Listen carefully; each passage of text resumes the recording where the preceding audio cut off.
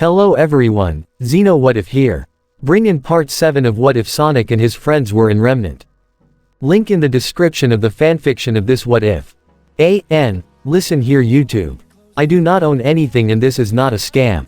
Freight train fight. Underground. Tails questioned as Team Sonic and RWBY, along with RWBY, were approached by Team Dark. The Black Hedgehog and his comrades reported what they found to their allies the second they located Eggman's base. Yep, Rouge confirmed. Being that deep below ground made it harder for pick up any of Eggman's signals. Gotta give the doc points for thinking this thing through. That explains why we haven't found anything on top, Sonic said. Shadow heard a bark and glanced in Ruby's direction to see Sway by her side. You brought a dog to a battlefield. Hey, dogs can make excellent hunters and trackers. They're great companions for huntresses. Ruby pointed out, repeating RWBY's words, while Shadow simply rolled his eyes in annoyance. Of course, of course, of course, of course, RWBY paced back and forth. How can I be so stupid? He zoomed into Yang's face first. Mountain Glen. Yes, he was then in Knuckles' face. An expansion of Vale that was inevitably destroyed by creatures of Grimm. He went into Blake's face next. Previously home to thousands of people. He was then in Amy's face. Working people. Commuting to the city. The main city. He then went into Weiss' face. Developed a subway system to the inner city. Then he was in Tails' face. Grimm's attack increase. Population endangered now desperately searching for shelter. City evacuates into metro tunnels and what did they find? He kneeled down to Sway's level, speaking with the dog. The southeast quadrant of Vale is known for wild forests and deep caves. Doc, what are you saying? Yang questioned, not understanding at all what he was going on about. The Kingdom of Vale has natural barriers such as mountains that keep the people safe from the Grimm, but Mountain Glen lacked that protection, so the city was quickly overrun.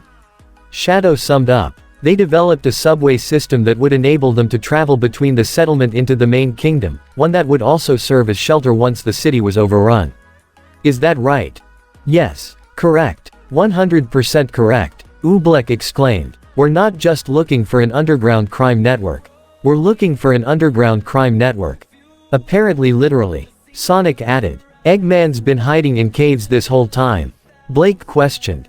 The space and structures constructed below suggest that the subway system was likely converted into a settlement for the colony's populace upon Mountain Glen's fall. Omega suggested. So, what happened to all the people who lived down there? Ruby asked. Were they evacuated? Unfortunately, no, RWBY answered. An explosion opened the mouth of another cavern, filled with subterranean Grimm. It didn't take long for everyone else to figure out what came next. After that, the kingdom officially sealed off the tunnels, creating the world's largest tomb. So Eggman didn't even have to dig to establish a base.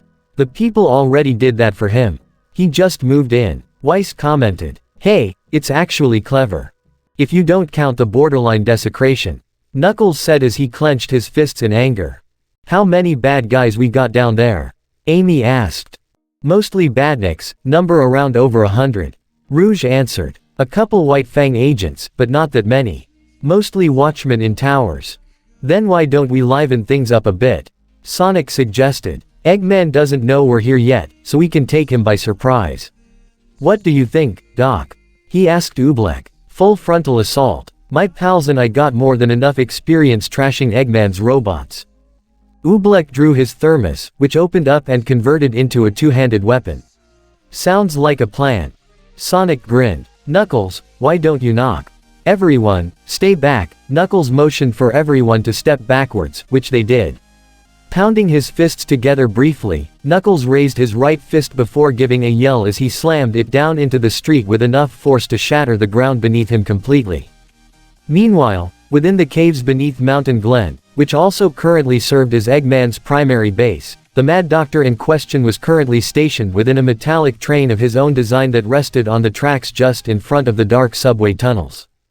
The train was huge and had a black and red color scheme to it, along with a face with eyes and horns, very much like the ones built for his canyon-like bases. He sat in the wide and open controls of the front car as he overlooked a holographic map of the city of Vale. This is so mean I almost feel bad for those dopes. Eggman snickered to himself. Almost. Torchwick then entered car. Yo Doc, I got a bone to pick with you. Yes, Torchy. Eggman turned around as the gangster looked more than a little angry for some reason. We've been held up in this cave for weeks, eating nothing but this weird protein stuff your lackey robots are making, with nothing but a few animals to keep me company and make decent conversation with. Torchwick pointed his finger at Eggman. You got the kid Neo, don't you? Eggman asked, even though I insisted she'd remain at Beacon with Cinder. He muttered that last part. The point is, I'm not some hired goon you can just boss around. Torchwick said, you told me that I'd be running Vale when this is all over, but you're not telling me how that's gonna happen. I just want to know what the plan is that so hard? You don't have to worry. Eggman told him, the plan's already set, and I've taken care of all the little details. Just do what I say and you'll get what you deserve real soon. Before Torchwick could offer a reply, the sound of a muffled crash could be heard from outside the train, getting their attention. What was that? Boss, we got trouble, Cubot exclaimed as he and Orbot stumbled into the car. Sonic, Shadow, and all their teams have found us. They even brought some of those Huntsman students too. Orbot reported. Our forces are currently holding them back as we speak. Rather than be upset or angered by this, Eggman actually looked excited. What impeccable timing. He sat down in the command chair that ascended from the ground at the controls. Get the train ready to depart. We're moving to Vale now. You got it, boss. Cubot saluted as he and Orbot began to work at the control systems on the side. How are you so calm right now? Torchwick exclaimed. The rodents found us. Those alien freaks are like one-man armies. You can't just. Torchwick, you need to learn to enjoy these dramatic sudden deadlines. Eggman said casually as he brought up a holographic screen to see the fight that was ensuing outside. Explosions rocked the caverns as the Badnik horde opened fire on the incoming blue blur that was Sonic the Hedgehog. He blasted his way through a group of egg fighters and egg pawns, sending them all flying before spotting a series of egg gunners hovering in the air as they aimed their guns at him and opened fire. Sonic then leapt up to deliver a homing attack, zooming to each individual robot and destroy them all in one hit. As Sonic dealt with the many badniks in front of him, a White Fang agent on one of the guard towers pulled out a rocket launcher and was about to open fire. Slice. Asterisk. He looked in shock to see his weapon sliced in half, courtesy of Crescent Rose as RWBY spun around to deliver a kick to his face and knock him off the tower. She took up that same position and converted her trusty weapon into its sniper configuration. RWBY looked through her scope to spot a group of 5 egg gunners and quickly sniped them all with perfect headshots. Yang gave a yell as she threw her fist at an egg fighter who wielded a shield to protect itself, but the added force from Ember Celica's shotgun, she not only broke through the shield, but followed through with another punch to obliterate the robot in front of her. She then threw herself into a group of egg pawns before turning them all into scrap metal with a flurry of punches and shotgun blasts. The blonde gave a slight laugh. Man, these guys are actually fun to fight. I can see why you guys do this. She said to Knuckles beside her. Don't let your guard down, though. The Red Echidna advised but still smiled as well as he drew Galatine upon spotting some badniks himself and rushed them. 3 egg gunners tried to shoot him, but Knuckles dashed past each gunshot before quickly closing the gap and spun himself around, holding his axe blades outward to slice through the 3 mechs and facing off with the lumbering egg walker that was behind them. It tried to stomp down on him, but Knuckles delivered an uppercut with his fist to shatter its whole right leg and caused it to trip down and fall back before he finished it off with a jab to its central eye unit.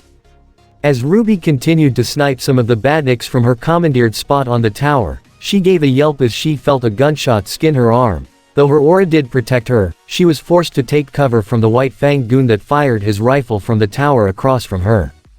I got a bad guy on the tower across from me. She reported over their shared comms.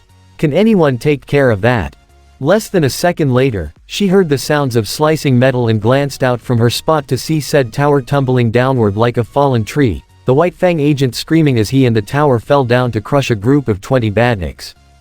RWBY looked down to see Shadow standing at the base of the former tower. Arondite held out, as he glanced up at her. Will that suffice? He asked her over their comms. A little overkill but, yeah.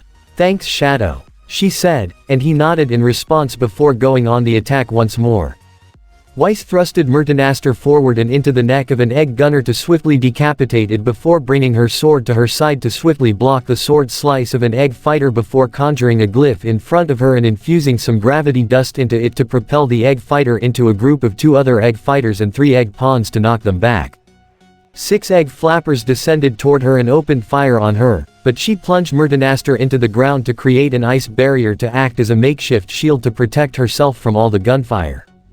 Fortunately, Weiss would receive support in the form of Tails as he flew in his Cyclone's plane mode and fired his Vulcan minigun to shred all 6 flappers like tissue paper.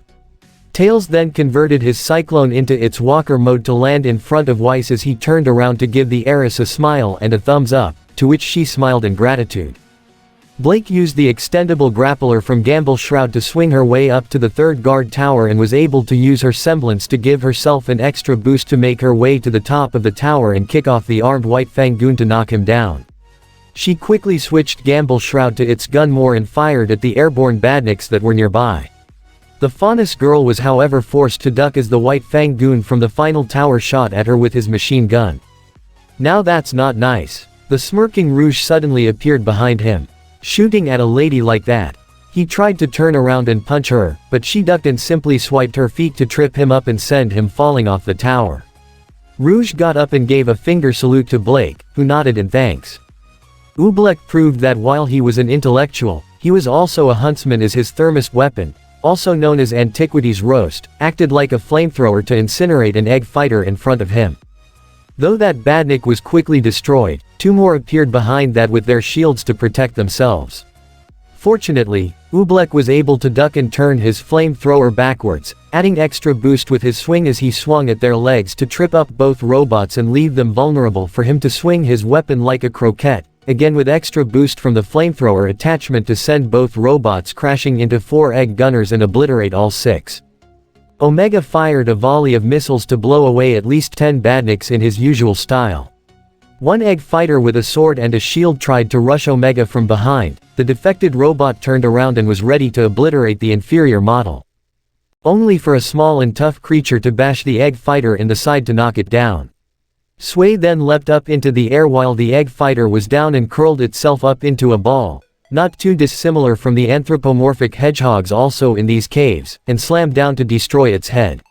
Sway then looked up to Omega with a happy bark. Small canine, you possess an ability for destruction far superior to any pets from my world. Omega said to Sway. You will make an excellent addition in the ongoing war against Eggman. Sway barked again and wagged his tail at Omega's praise. As she was surrounded by 4 egg pawns and 3 egg fighters, all armed with shields and swords, Amy spun her Pico Pico to create a tornado-like effect that forced them to lose their shields and send them flying into the air. As they tried to lunge their weapons at her, Amy had leapt into the air and slammed her hammer down to obliterate 1 egg pawn before lunging the pole into the egg pawn behind her and slammed the mallet into the side of the egg fighter in front of her to knock it down.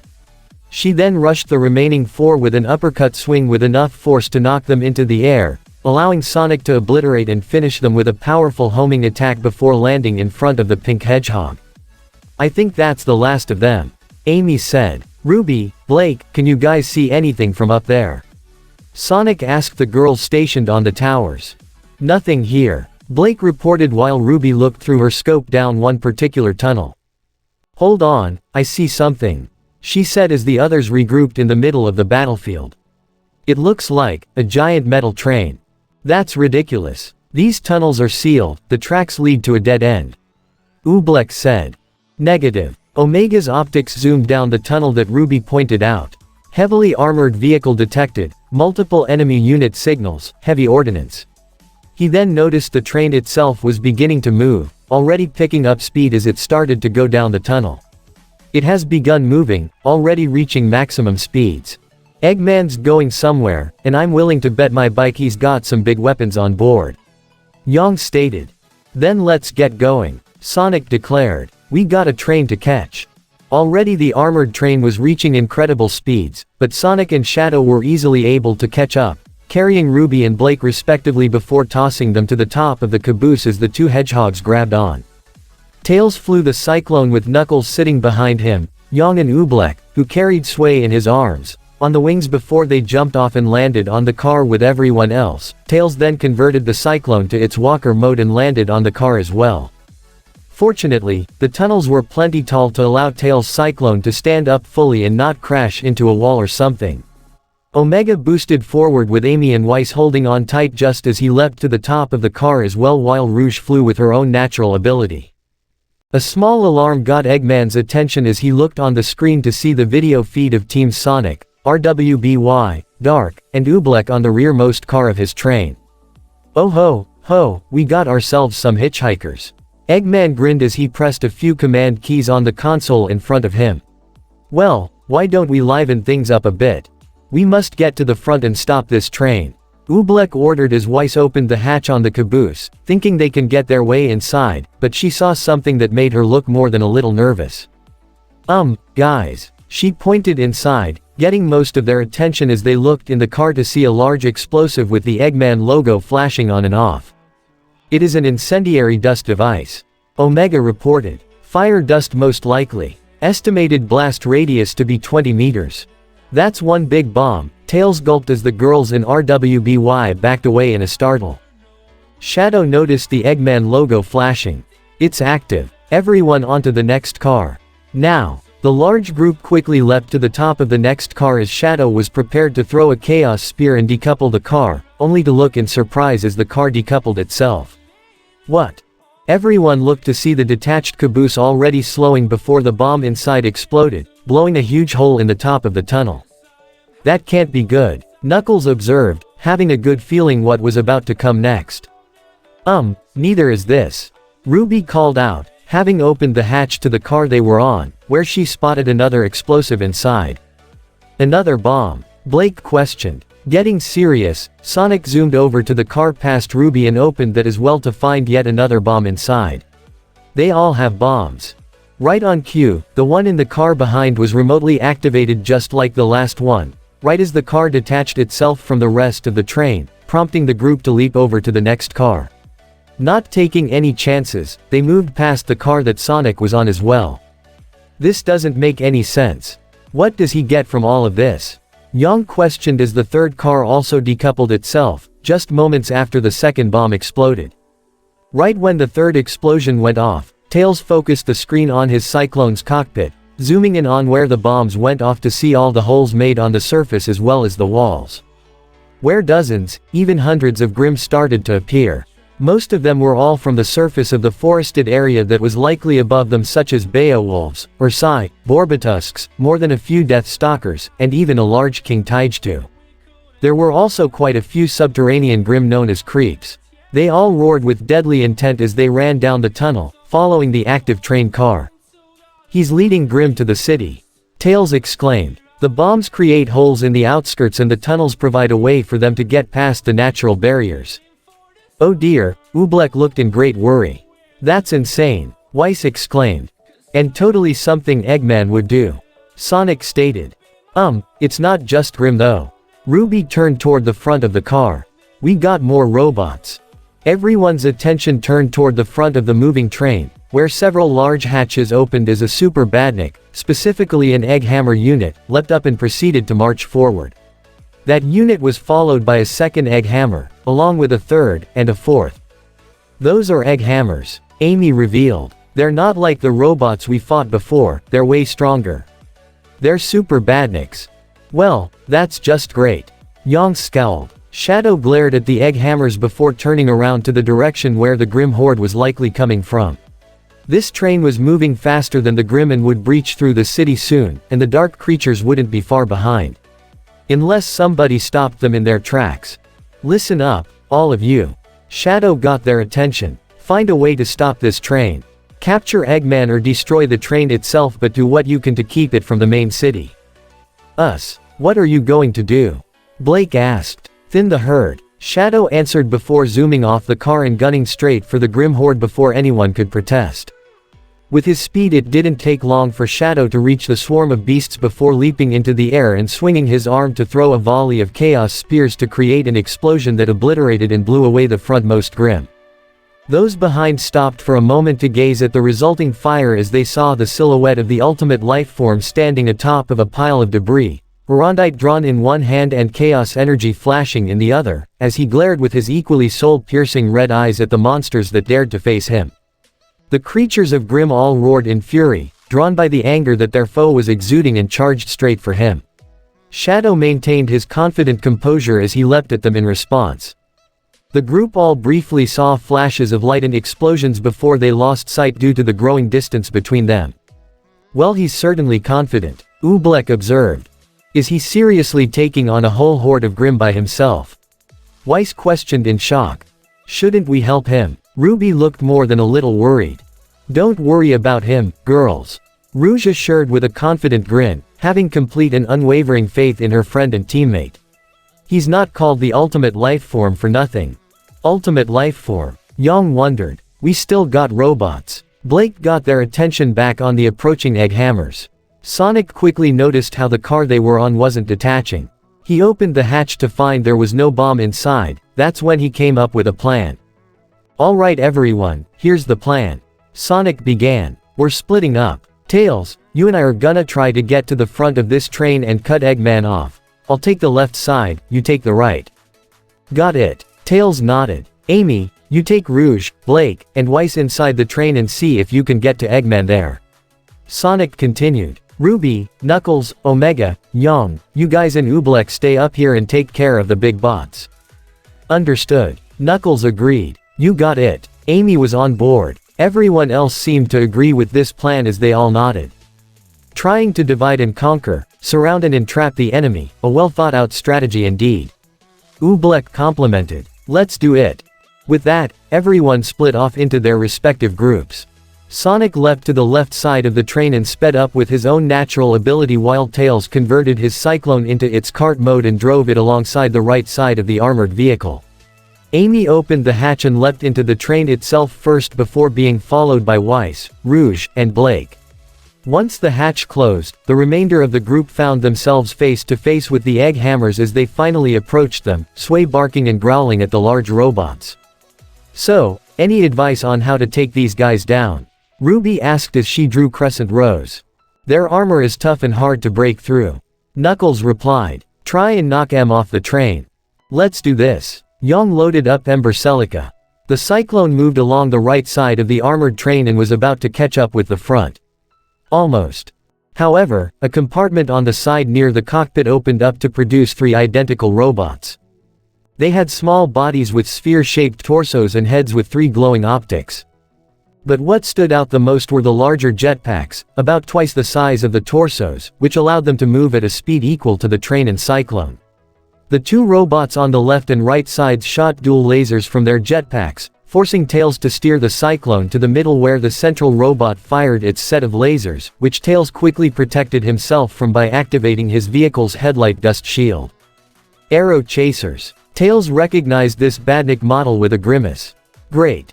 At the same time, Sonic was on the other side of the train and had already caught up with the central vehicle. Knock, knock, Egghead. He was ready to bust his way in via a homing attack. Here I go.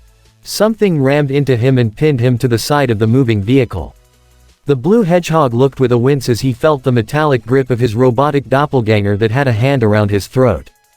"Right, should have guessed you'd be here too," Sonic said in a slight wheeze as Metal Sonic glared at him.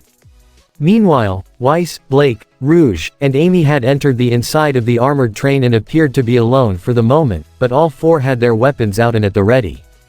"Welcome aboard the Eggman Express, ladies."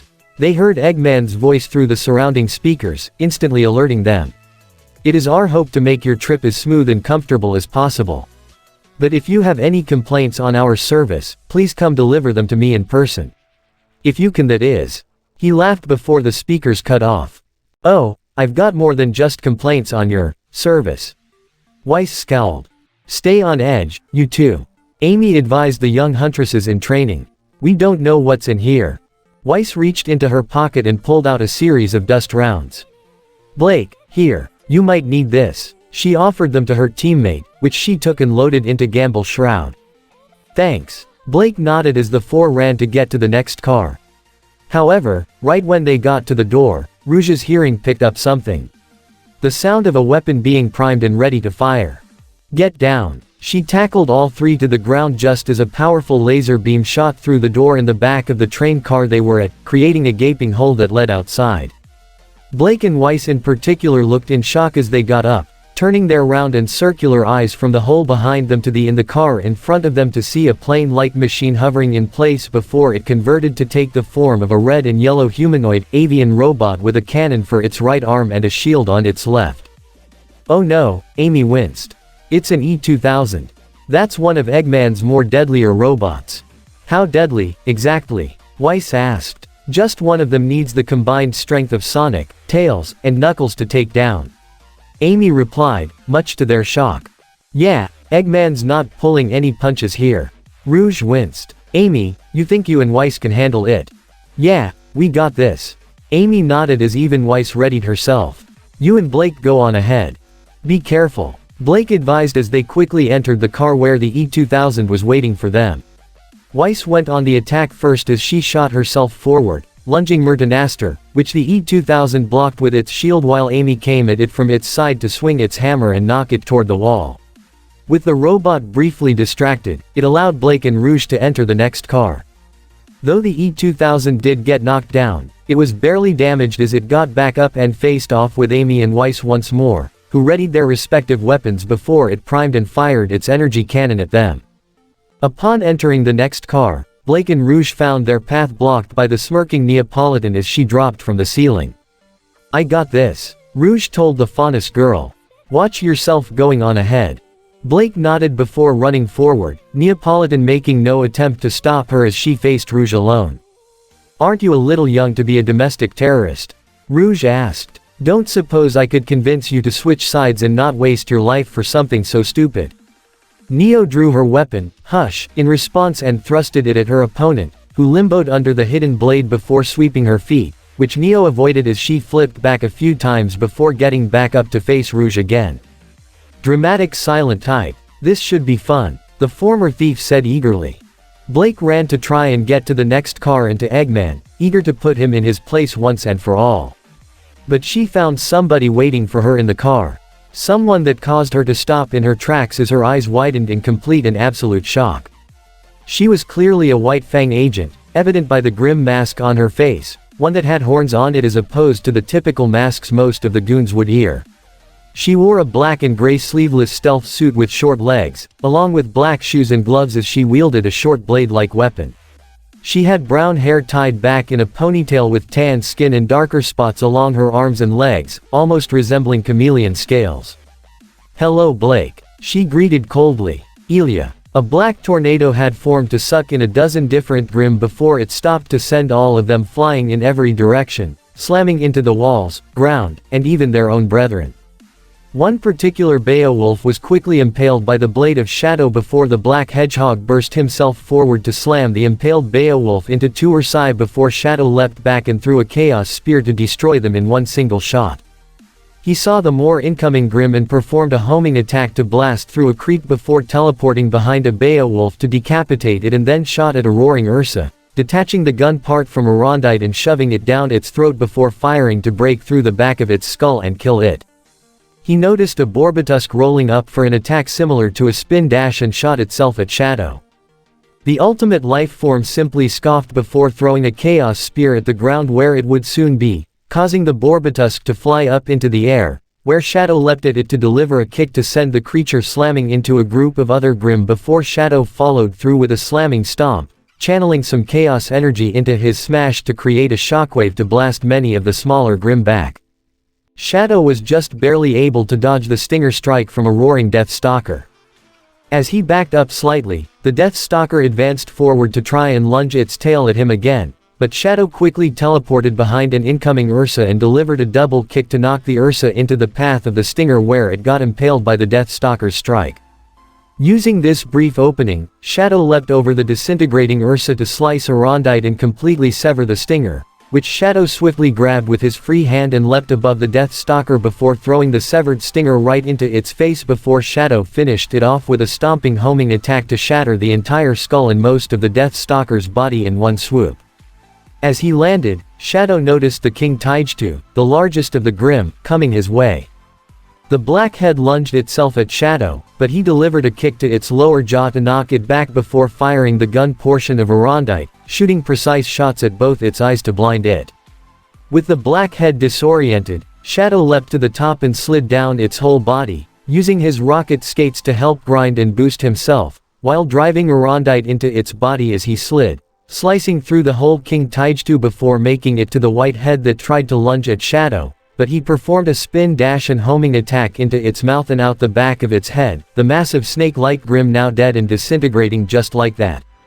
Even despite that, Shadow noticed there were still plenty of Grimm around that attempted to surround him, even a few Death Stalkers, but he wasn't the least bit intimidated or exhausted. Stubborn and resilient, Shadow noted before a small smirk graced his face. But so am I. Tails continued to ride the cyclone, doing his best to steer it away from the laser blasts of the arrow chasers in front of him. Any laser he couldn't dodge, he tried his best to shield himself from with the hard light shields. However, he noticed an alarm sounding on his controls, indicating the shields would soon fail. I can't keep playing defense. Time to go on the attack. Tails deactivated the hard light shield and fired a beam of lightning dust at the middle arrow chaser to destroy it instantly.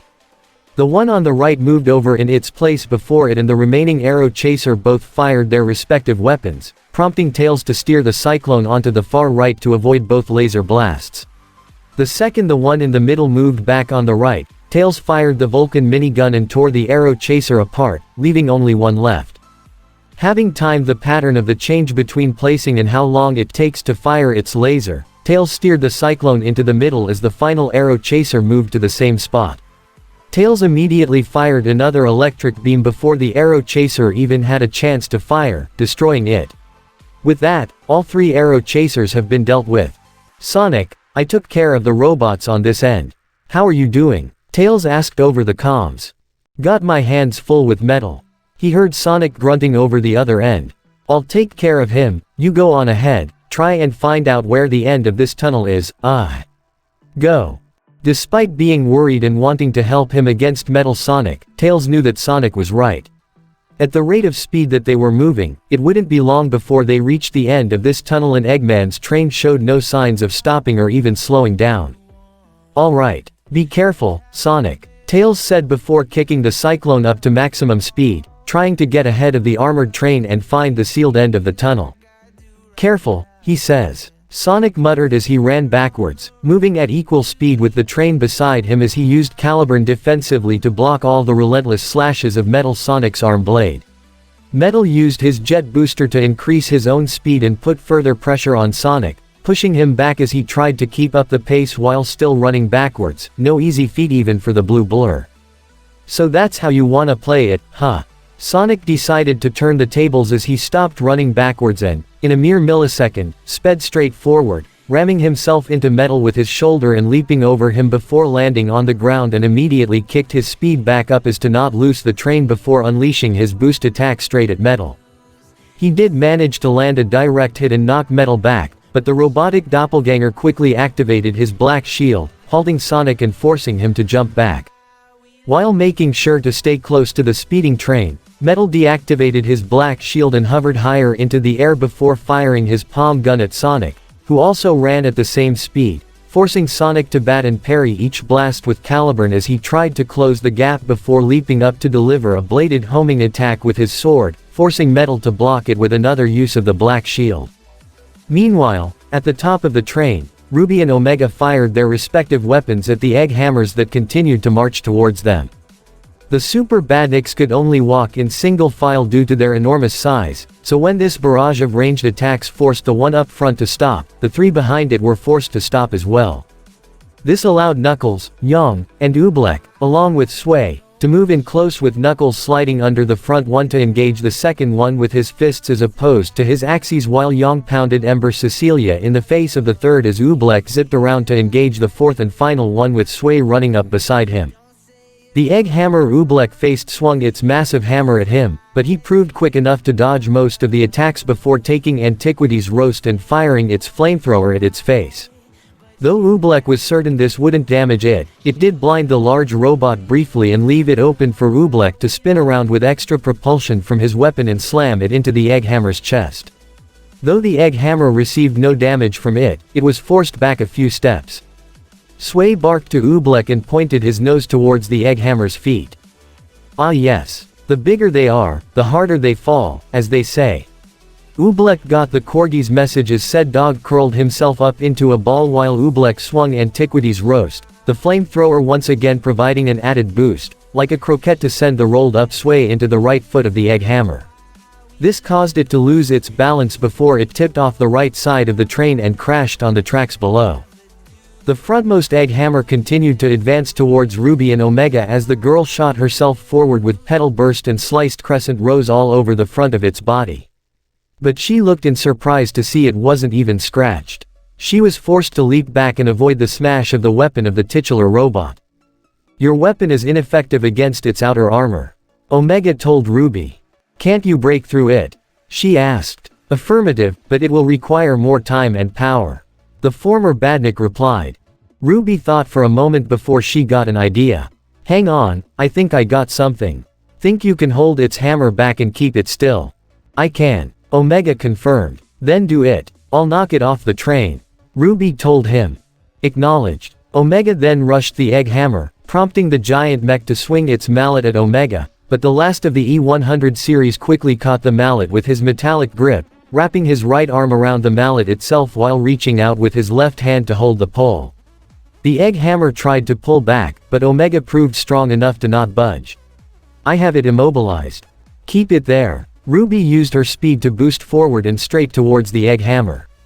She held out crescent rows so that the scythe blade would hook around its leg joints before using her speed to spin around and around the egg hammer multiple times, using her own weapon to keep her steady and avoid slipping off the train while also gathering more and more momentum with each circle.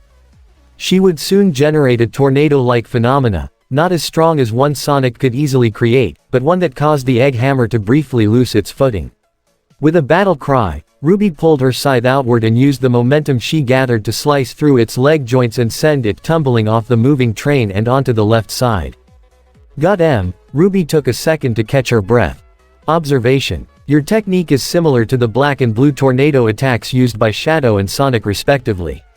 Omega noted. Kinda modeled it after them. Ruby explained. I know I'm not as fast as either of them, so it's not as powerful, but I'd still say it did the job. She smiled enthusiastically. I call it, the Red Tornado. Name and effectiveness both approved. Omega acknowledged. Knuckles ducked under the swing of the egg hammer that he faced before he noticed it coming around again for another strike, with Knuckles pulling back his fist and throwing it out right as the egg hammer struck.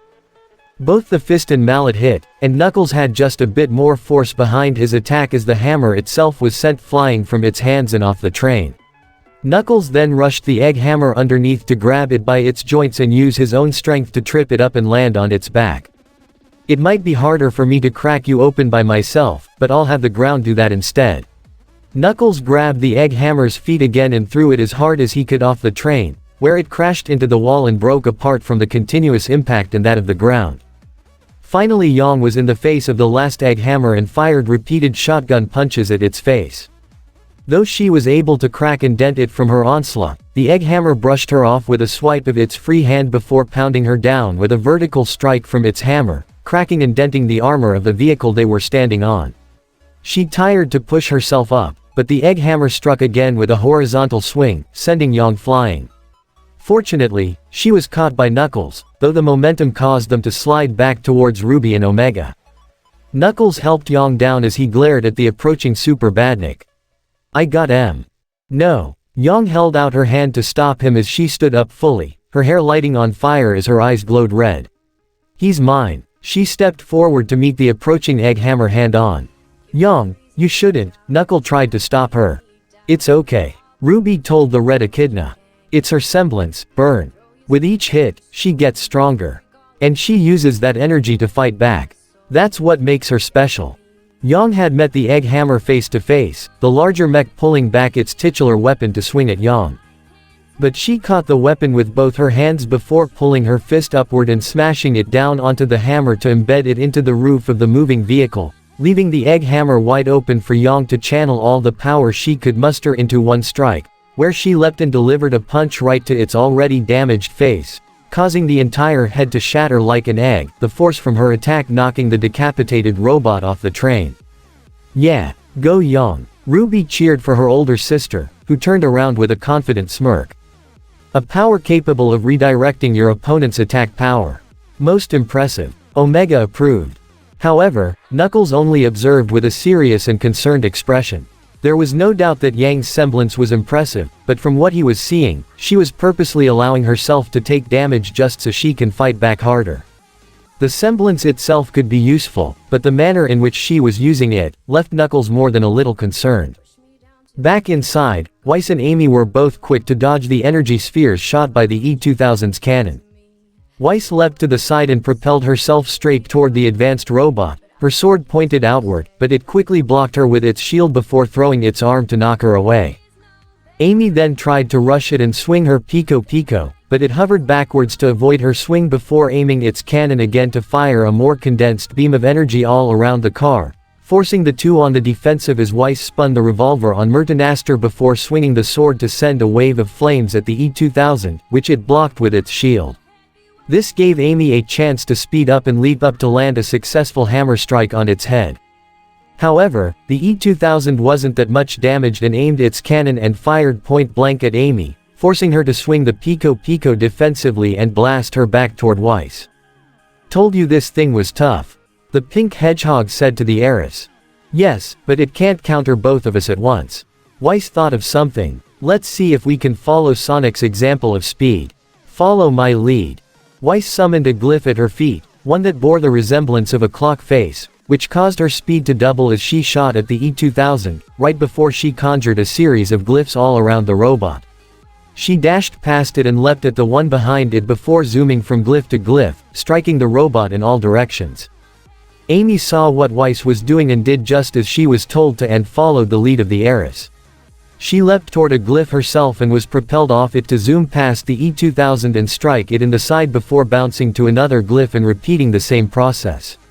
Both Weiss and Amy moved at incredible speeds, creating something akin to blurs of pink and white all around the E-2000 as it was struck with precise thrusts and blunt force, creating extensive damage to the advanced Badnik. The pair finished it off with a speeding thrust of Myrtanaster right into the back of the neck of the E-2000 from Weiss just as Amy pulled back her Pico Pico so that the back of it touched the glyph behind her instead of herself, propelling the hammer with enough force that it doubled the strength of Amy's own strike to shatter the front torso of the E-2000. The destroyed Badnik fell to pieces in front of them as the two smiled with each other, before sharing a high five. Meanwhile, Rouge held out both pieces of purple hearts in their boomerang formations, using the short blades to parry the thrusts and strikes from Neo's Hush. As she thrusted her weapon at her, Rouge caught the blade in between her own weapons before pulling forward, pulling in Neapolitan to a roundhouse kick to the face and knock her back. Rouge then threw out her dual boomerangs, which Neo blocked by extending her weapon's parasol like a shield, causing the boomerangs to return to their bat owner. Not bad, kid. Rouge complimented. You got some skill. Too bad it's being wasted in the service of Eggman. She caught Neo's glare as the girl ran up to her and swung her blade, before Rouge leapt over her and looked as if she was about to strike at Neo. However, Rouge's hearing caught something from behind, and with an aerial spin, her heels batted away the thrust of the blade of Hush that came at her from behind before the humanoid bat delivered a powerful enough kick to what had attacked her. This revealed that the Neo in front of her was an illusion, while the real one tried to attack from behind. Both the fake Neo and the illusion of emptiness shattered as the real Neapolitan rolled back before slamming into the wall of the train. She looked up to Rouge in complete and utter surprise. Overactive imagination never once failed her. Ever. She was able to use it to help herself and Roman out of tight jams and even ambush her opponents. So how could it have failed? My ears do more than frame my face, sweetie. Rouge pointed to her bat ears. You might not talk much, but I can hear you breathe. Neapolitan got up and glared at the smirking bat who dared to make a fool out of her. Hey, just wondering, are you silent by choice, the dramatic silent type? Or are you a mute? It's cool if you are, not judging. Just hold up one finger for dramatic silence and two if you're a mute. Come on. Neapolitan threw up her middle finger in response to that. Now that's just rude. Rouge commented, though she still maintained her teasing smirk. Didn't your mother ever teach you any manners? That last comment really made Neo's blood boil. In a heated rage, she rushed Rouge and slashed Hush relentlessly at her, but the secret agent was able to dodge and parry most of her strikes with either purple hearts or her own heels, even standing on her hands to perform a spinning kick to push Neo back even as she shielded herself with Hush's parasol, but it left her open for Rouge to throw one of the purple hearts up at her ankles to trip up Neo. Rouge then leapt upward and looked like she was about to deliver a flying stomp to finish it. But, her enhanced hearing kicking in again, Rouge simply smirked as she flew upward to avoid another attempted thrust from the real Neo on the side, the one below being another illusion as Rouge was able to thrust another kick in the area that was revealed to be the real Neo's face as the illusions shattered again. As if she wasn't angry enough, not only did this Bat Faunus wannabe manage to see past her near-invincible semblance, Neapolitan hadn't landed even a single hit on her. Nobody makes a chump out of her. Nobody. She tried to thrust Hush forward again, but Rouge was able to leap into the air again and stomp her right foot down onto Hush itself and pin the weapon to the ground. As Neo tried to pull back, Rouge firmly grabbed her wrist. "You're good, kid. I admit, you got real talent," Rouge commented. "I'm just better, but don't take it personally." The angry Neo tried to punch Rouge, but she easily caught her fist. "But when you spend most of your time training and fighting alongside a super robot and a one-hedgehog army, I'd say I just got a bit more experience than you." Rouge then grabbed Neo and spun around her before tossing her toward the door that led to the car ahead, the one that Blake was currently inside. "I get you're a little frustrated, but at least take some advice from a veteran." Rouge smirked towards the glaring Neo. "Pay a little less attention to the mouth, and a bit more to the hands." Neapolitan looked confused at that comment before she heard a beeping noise on her side. Her eyes widened in alarm as she caught sight of a small, heart-shaped bomb, which she tried to pry off and throw away, just as it exploded. Ilya's weapon converted from a short blade to an electric whip, which she snapped at Blake, who used a shadow clone to dodge and take the hit and allowed her to move in closer, slicing Gamble Shroud at Ilya, who parried it with her weapon as it quickly converted back into a blade, the two locking weapons with one another. "Ilya, please stop," Blake pleaded. "Too late, Blake." She kicked her former friend back before snapping her electric whip at her again, to which Blake allowed another shadow clone to take the hit before flipping back as she fired some fire dust rounds at Ilya, who rolled to avoid the small explosions, to which she retaliated by shooting electrical blasts from the tip of her own blade. "This isn't going to help us," Blake continued as she dodged Ilya's shots. "Eggman doesn't care about the Faunus, he's just using you. Like how you're letting the Chni use you." Ilya angrily rushed Blake, slashing her blade at her, who dodged and blocked the strikes as best as she could. "Have you forgotten what they did to me? To us. All of us. It's not that simple." Blake still tried, but Ilya kicked her down and flung her whip again to ensnare Blake by the wrist and send an electrical charge through her body. She created another shadow clone, this time infused with fire dust to create an explosion to knock Ilya down. She tried to get up, but Blake pinned her down with her hands to her wrists and feet to ankles, but not before she removed the mask from her face, exposing Ilya's tan skin, gray eyes, and small spots over her eyes. "Ilya, just listen to me. I left because I didn't want anything more to do with all this hate and bloodshed. And you can leave too. You don't have to do this." The chameleon girl's eyes wavered slightly, but she tried to put on her best angered expression. "Yes, I do. If we just roll over, humanity will kick us down all over again. Nothing's going to change if I just give up." "Yes, it can," Blake still pleaded. "Please, come with me. You can start over, start a new life without all this hate. I can help you. My friends can help you." I. Suddenly, two explosions rocked the entire car, one from the door behind that sent Neapolitan crashing and rolling along the floor, the other from the left side as Sonic was slammed into the wall on the right side by Metal Sonic, having blasted them through the train's armored hull. Metal quickly noticed Blake's presence and threw Sonic into her, sending them both tumbling toward the hole where the door to the car behind once was and into Rouge, all three down. Metal Sonic gazed at Ilya, the chameleon girl looking incredibly nervous at his red and murderous optics before he glanced at the downed Neo, who barely looked like she could stand. Metal's internal clock registered the time till arrival was soon, so now it was time to leave. Sonic, Blake, and Rouge pulled themselves up in time to see Metal grabbing both Ilya and Neo by their arms and flying out through the hole in the side of the train. Blake and Ilya briefly made eye contact one last time before the latter vanished. "You okay, Blue?" Rouge asked. "I'll live." Sonic brushed off before he noticed the sorrowful expression on Blake's face. "Was that a friend of yours?" "Yeah, at least I think so." That was really all Blake could say at this point, which caused Sonic and even Rouge to share concerned expressions. Tails drove the Cyclone's kart mode as fast as he could and was already well ahead of the train. However, the young fox would have to pull his vehicle to a stop soon as his onboard computers detected the sealed gate that was just up ahead. After doing a quick mental calculation to determine the distance between here and Mount Glen, Tails was able to determine that they were directly under the main city of Vale at this point, likely around the plaza area. And given the speed that Eggman's armored train was currently going, it would breach through these gates in less than 5 minutes. Oh no, Tails quickly turned the Cyclone around and drove it back the way he came.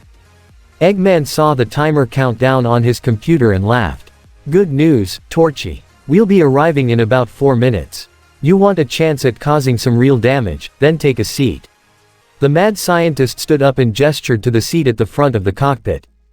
Cautiously, Torchwick sat down in the seat. "So, what happens next?" "Oh, you'll see," Eggman said cryptically as the floor behind him opened up and he casually and masterfully stepped backwards into the open cockpit of the Rising Egg Mobile with Orbot and Cubot's bodies installed at the front. "I'm sure you'll be pleasantly surprised."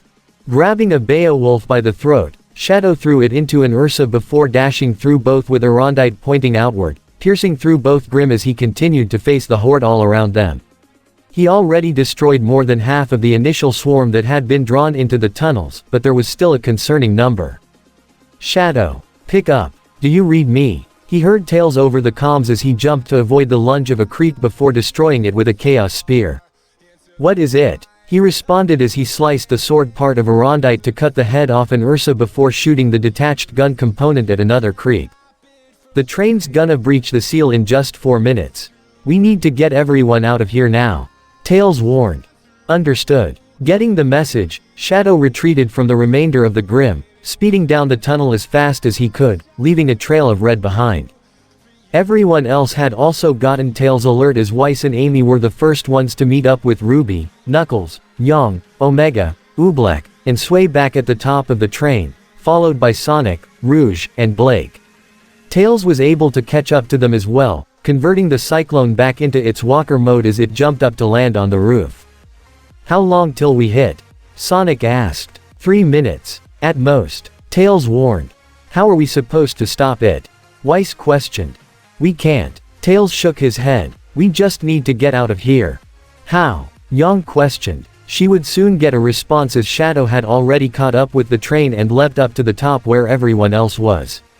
He quickly produced the green Chaos Emerald and said the 2 magic words.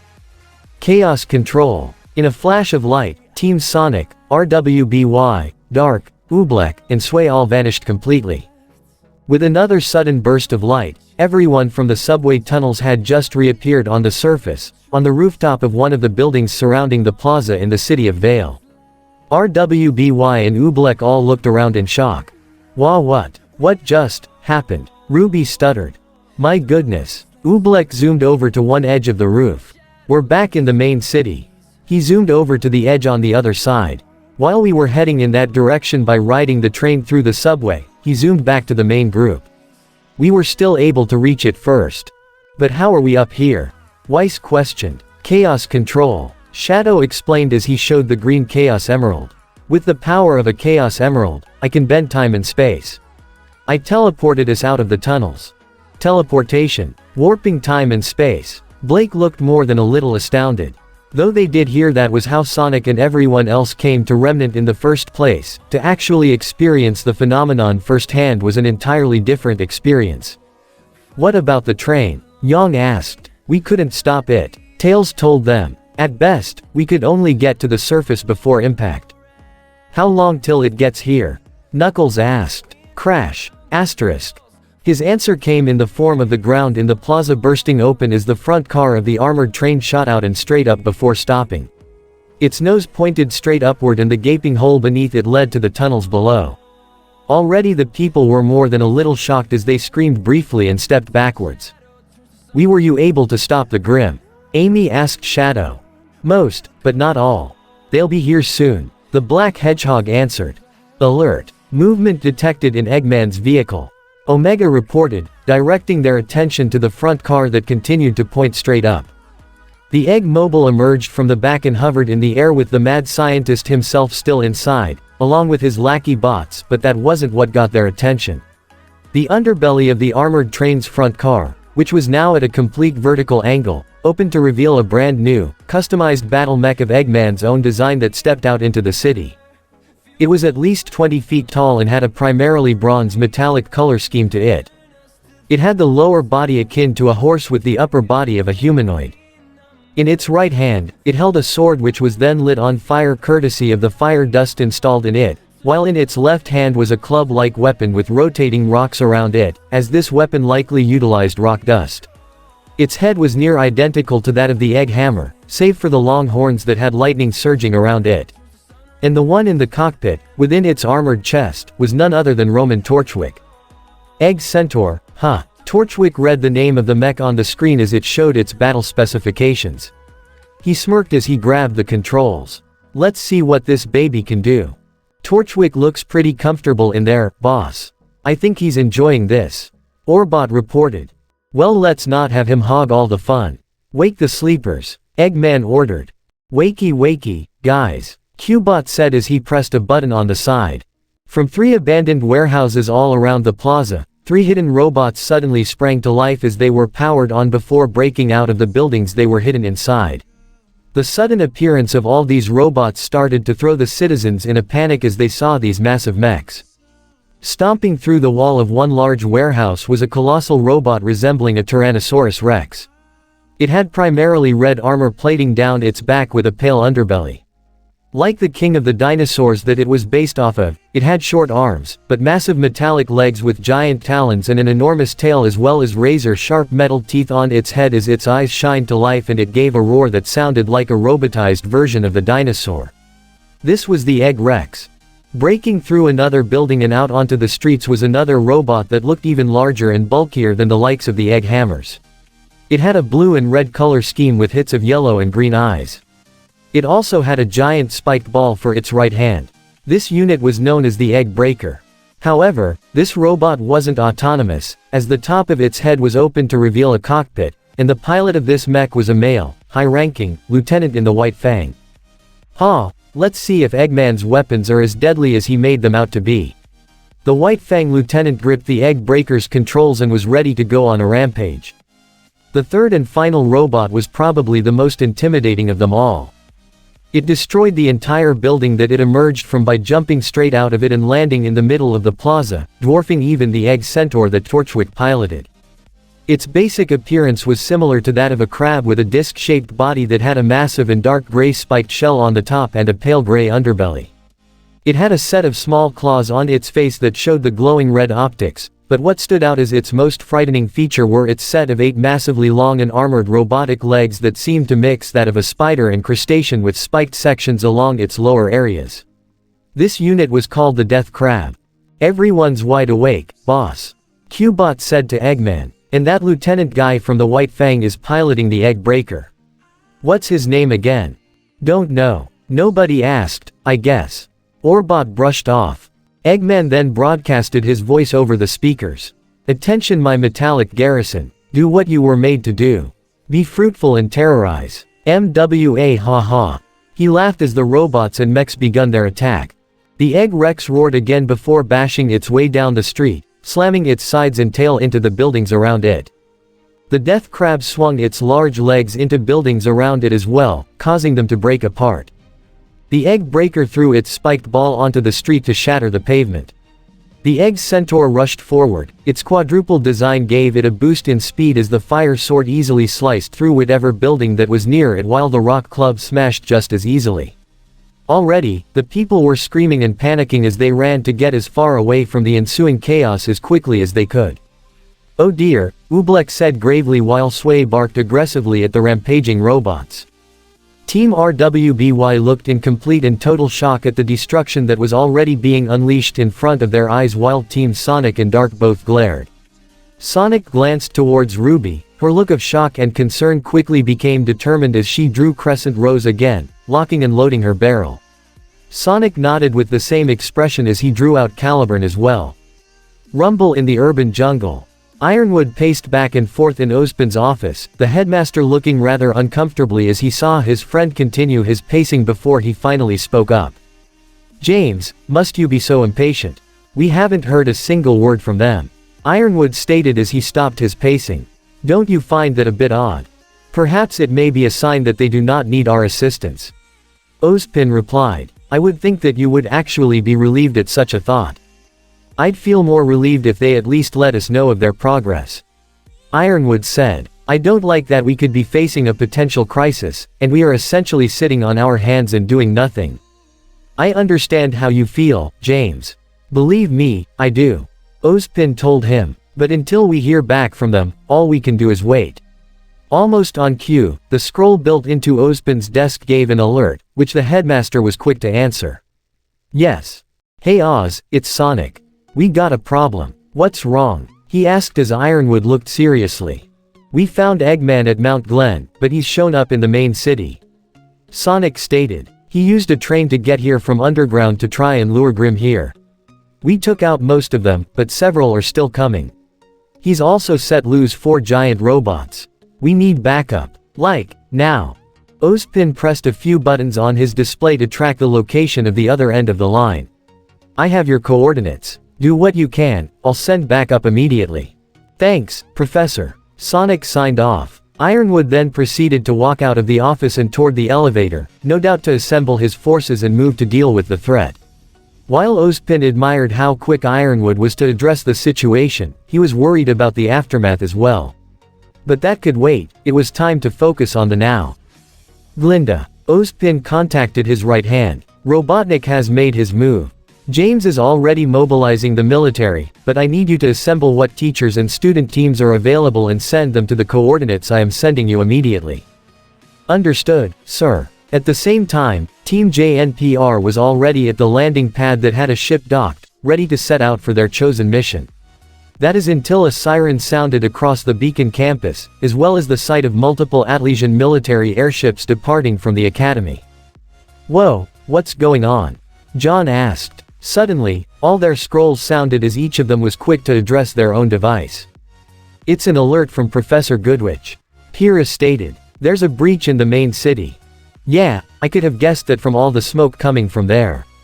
Nora pointed toward the city across from the large body of water where a large plume of smoke was spotted. All available teams are to be deployed to the city immediately.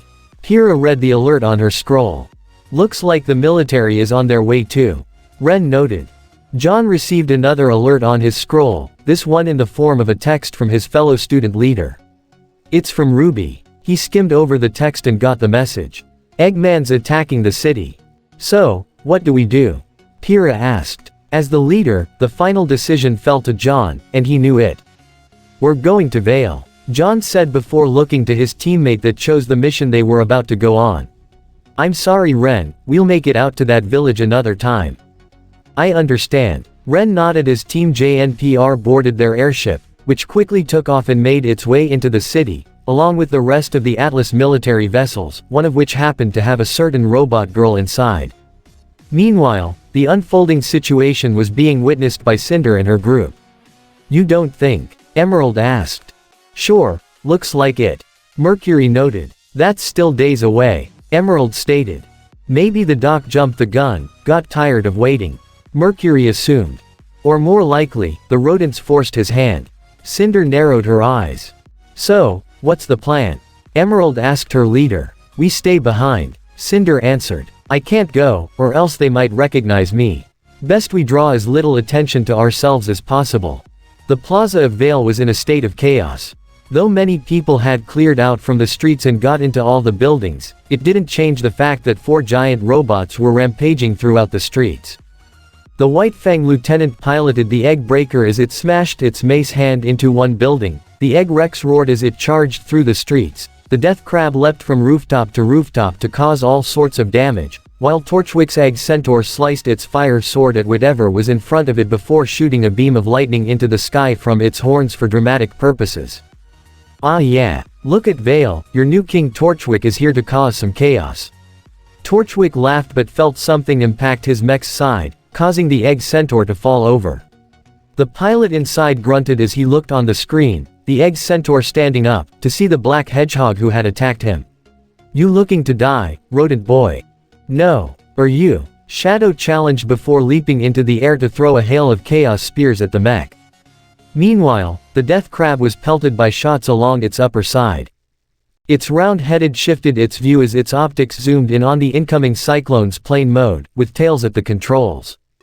Ruby and Weiss were standing on the wings as the former fired her Crescent Rose's rifle mode and the latter swung Myrtinaster to send out waves of elemental dust as tails fired the Cyclone's lightning dust beams. However, the death crab leapt from that one spot to avoid the majority of the shots before perching itself on the rooftops of several buildings. Its head opened up to reveal several missiles on its sides, which it fired at the Cyclone. Incoming. Ruby alerted. Hang on. Tails steered the Cyclone out of the way as Ruby and Weiss struggled to hang on. Even as the missiles missed, they turned around and chased after the fleeing tornado as it flew over the death crab. Weiss quickly noticed the missiles would hit them soon before conjuring a large glyph at the rear of the plane and fire a series of icicles to intercept the missiles and blow them up before they could hit their intended target. The egg Rex soon spotted Yang, Blake, and Knuckles standing on the other side of the street. The robotic dinosaur gave a roar as it charged at the trio. Blake and Yang quickly opened fire with their respective weapons, but the egg Rex lowered its head to tank the attacks as its charge never stopped. Knuckles responded with a charge of his own, glaring at the approaching Super Badnik before they finally met. Knuckles leapt into the air and pulled back his fist to smash it into the armored head. The impact halted the egg Rex's charge, but it was barely even damaged as Knuckles landed on the ground with Blake and Yang grouping by him. Its armor is too thick. Knuckles stated. If I can get a few more hits in, I can crack it. But it's too fast to catch. How does something that big move so fast? Yang questioned as the egg Rex charged again at the trio. Move. Blake yelled as she threw out Gamble Shroud to grapple onto a nearby building on her left side with Knuckles leaping after her, and Yang propelling herself upward with shots from her gauntlets.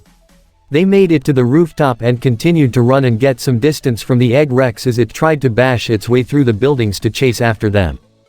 Sonic ran as fast as he could to reach the egg breaker in record time, where he literally decided to run circles around it and make the White Fang lieutenant at the top dizzy from trying to track him.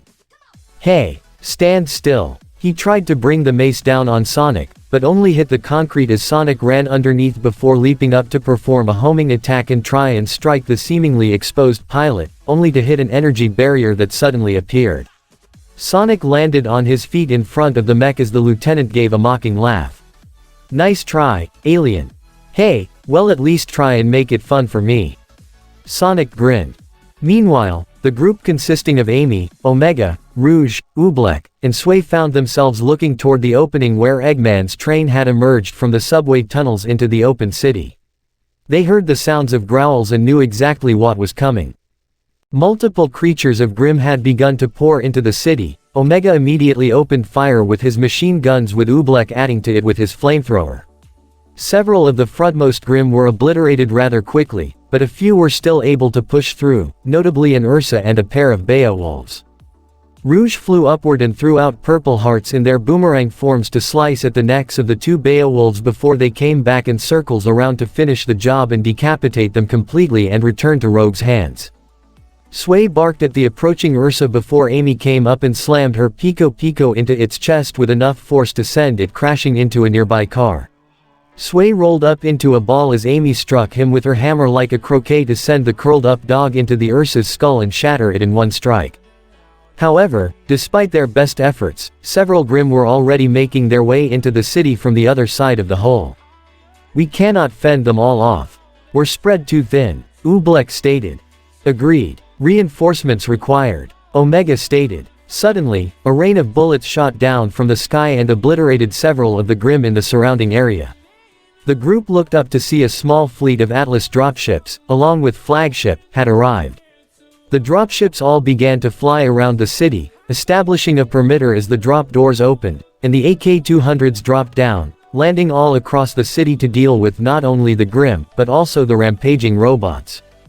20 AKs encircled around the Egg Rex and opened fire with their guns while a pair of dropships fired upon it from above.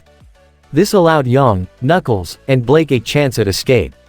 The Death Crab was also attacked by 3 dropships that circled around it from the air to fire their machine guns at it. Now that's a cavalry. RWBY smiled as she and Weiss continued to ride on the Cyclone. It'll certainly make our job easier. Weiss smiled as well. Don't let your guard down until the fight is done, Tails said as he accessed the comms. This just gives a chance to get better organized, he said before contacting his friend. Sonic, you seeing this? Yeah, I see it. Sonic leapt backwards to avoid the crushing mace of the Egg Breaker while 10 AK-200s entered the fray and fired their rifles at the larger mech. Points to the Ironwood, he's about as quick as I am. Professors Goodwitch and Port just showed up too. Amy replied over the comms. They said they'll try and seal up the breach so we can focus on Eggman's robots. Team JNPR just showed up too. I see them and 2 other teams being dropped off. Rouge added. I think one of them is Monkey Boy's team. Got it. Sonic nodded. Shadow, how are you doing? I'm managing. The Black Hedgehog responded. Torchwick is piloting this mech. Alright, but let's try and get this done quick. Sonic said. Rouge, you and Omega try and help Shadow. Team RWBY, get to where I am and see if you can handle the robot here. The guy piloting it is protected by a shield. Got it, Sonic. RWBY responded. We're on our way. Blake added. I think I see John and his team going after that robo-crab. Yang reported. Got it. Tails, Knuckles, Amy, try and help them out, just in case. Sonic said. I'll swing by and take care of the dinosaur. Be careful. That thing's hide is tough. Knuckles advised.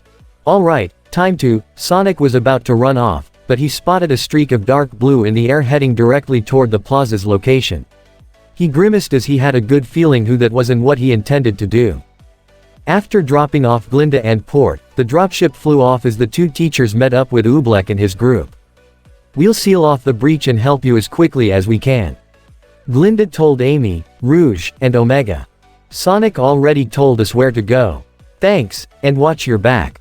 Amy nodded. She looked to her side at the sound of a bark and saw that Sway was wagging his tail and looking at her with a knowing expression.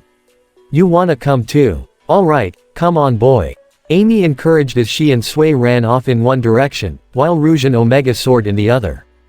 Port and Oobleck drew their respective weapons as they dealt with a few of the Grimm that emerged from the hole in the ground. Oobleck incinerated any Grimm in his way with Antiquity Roast, while Port used the Axe of Blowhard to cut down those that got too close. While they took care of that, Glinda drew her crop, the disciplinarian, and channeled her telekinesis through it to gather up all the debris around the area, as well as parts of the armored train nearby, and used it all to seal up the tunnel below. The breach has been sealed, Glinda said, getting the attention of her colleagues. Let's help the others in. Suddenly, an electric blast struck the ground near them, sending all 3 teachers flying and skidding across the ground before they looked up to see what had attacked them. Standing in the middle of a smoking crater, residual yellow electricity surging around him, and gazing at all 3 of them with his blood-red optics was Metal Sonic. Immediately, the metallic doppelganger shot itself toward the group. Port and Oobleck were quick to draw their weapons and fire at the incoming Metal, providing Glinda a chance to flip backwards and gain some distance as she used her telekinesis to gather up what she could around her as she saw Metal maneuver around Port and Oobleck's long-ranged attacks and quickly close the distance between them. Metal drew his arm blade to parry Port's axe, before quickly spinning around to form a twister-like attack to slash at both Port and Oobleck and knock them back.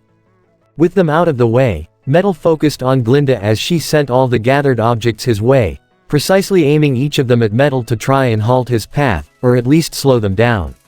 However, Metal's sensors were simply faster as he quickly pinpointed all the gaps between Glinda's projectiles and maneuvered around them to get in close. He grabbed her by the throat with one hand and used the other to seize the wrist of the hand that held her crop. Metal would have likely begun to squeeze and crush her throat, but a blue blur shot from across the streets before bursting to ram at Metal in the side, forcing him to release Glinda as he was sent crashing into a nearby building. Glinda fell on her knees, coughing slightly as she looked to see a gloved hand extending toward her. "Need a hand?" Sonic offered with a smile. Glinda smiled back as she accepted his hand. "Yes, thank you." Oobleck and Port quickly joined them. "For a little robot, he packs quite the wallop," Port pointed out. "And he does not appear to be done yet," Oobleck observed as they saw Metal emerge from the building, without so much as a scratch on him. "Yeah, Metal's a toughie. This could take a while," Sonic said as he drew Caliburn. Metal flew straight towards the group, and Sonic was ready to meet him halfway. Only for Penny to suddenly appear in between them, her floating array blades circled around her as she blocked Metal's incoming attack. He tried to find an opening to strike back, but Penny concentrated all her blades and thrusted them at Metal directly before he could counter and managed to push him back. "May I provide assistance?" Penny offered. "Penny." Sonic looked in surprise with the teachers behind him looking confused. "What are you doing here?" "I came here to help General Ironwood and everyone else fend off the attack," Penny reported. "You looked as if you needed help, so I am here to offer it." "Who is that girl?" Oobleck asked. "She's from Atlas, and she's a friend." Sonic gave a quick explanation without avoiding any sensitive information, earning a smile from Penny. They looked to see Metal was back on his feet and ready to attack once more. "Young Hedgehog, this is your adversary," Oobleck told Sonic. "How would you recommend we go about this?" "Penny, you and I are gonna get in close. Keep Metal from flying out too far," the blue hedgehog instructed. "Teach Squad, you keep your distance but shoot at him with everything you got.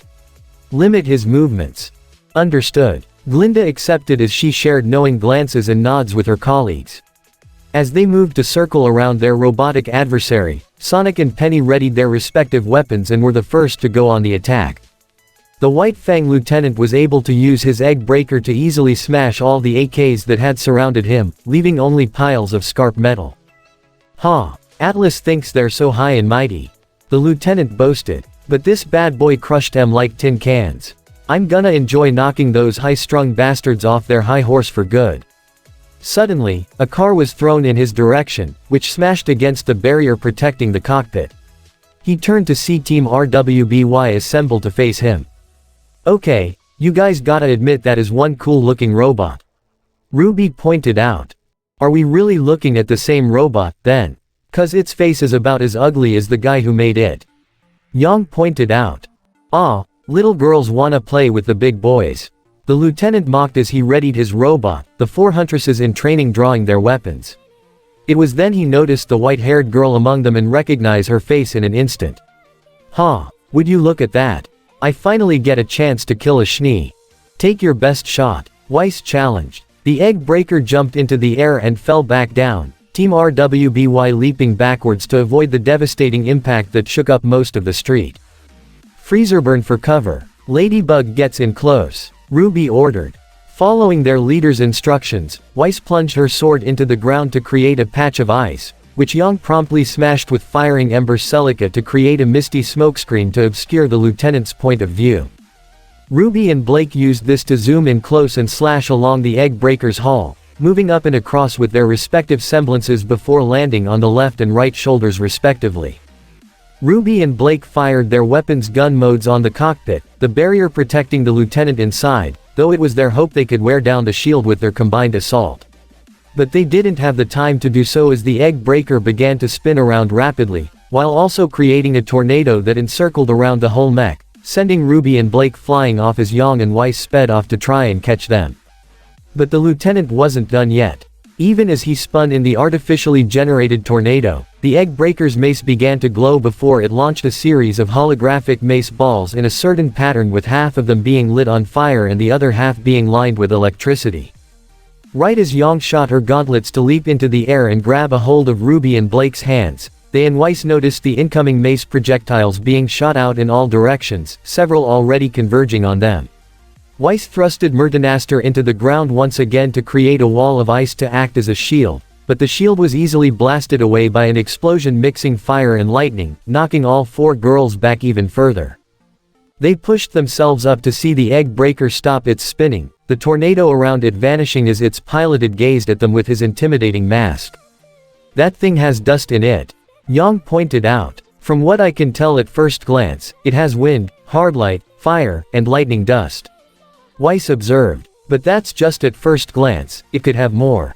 This is not going to be easy," Blake commented as they all stood up, Ruby looking with a serious expression as she locked and loaded crescent rows, unwilling to give up. The egg centaur swung its club toward Shadow, sending a series of rocks its way, but Shadow sliced his way through each boulder with Arondite as he made his way closer towards Torchwick's mech. When he was close, the egg centaur tried to slice its fire sword at Shadow, which he limboed underneath, the flames barely grazing him before Shadow made a vertical spin dash up the egg centaur's body and face, causing it stagger back. While airborne, the egg centaur fired a beam of electricity from its horns, which Shadow countered with a chaos spear, creating an explosion upon the attacks colliding. When Shadow landed, he saw the egg centaur leaping through the smoke and above him before landing and galloping through the streets, prompting the ultimate life form to give pursuit. Torchwick attempted to gain some distance but saw in his cockpit screens that Shadow was quickly catching up. Even though it still ran forward, the egg centaur spun its upper body around a full 180 degrees to blast more lightning from its horns, which Shadow swerved from side to side to avoid. However, with Torchwick focused solely on Shadow, it made him vulnerable for Rouge to fly in and deliver a spinning kick to the mech's face, causing it to stop as Torchwick tried to straighten it out. He glared as he saw the smirking bat standing right in front of him. The egg centaur raised its front legs in an attempt to crush her, but Omega had appeared to catch both hooves with his arms, easily matching his own strength against the mech's. Using his rear boosters, Omega shot himself upward and was able to send the egg centaur flying and flipping through the air, right over Shadow, and crashing hard on the street behind him. "Did you really think we were gonna let you have all the fun?" Rouge asked with a smirk. "Total destruction of Eggman allies must be achieved," Omega declared. Shadow gave a slight smirk of his own in response as he and the rest of Team Dark faced the recovering egg centaur. "Its lower body appears to provide it with a boost of speed," Shadow explained. "Both its weapons utilize fire and earth dust respectively for short and mid-ranged attacks, while the horns on its head shoots lightning dust for long-ranged." "Huh, not bad," Rouge commented. "Yes, but its pilot is inexperienced," Shadow added. "He doesn't know how to handle it properly. The imperfection every weapon has no matter its configuration is its user," Omega said. "A strong weapon in the hand of a poor user makes a poor weapon." "Ya hear that, Torchy?" Rouge taunted as she knew the pilot inside the egg centaur could hear her. "You got a cool toy, but you suck at using it.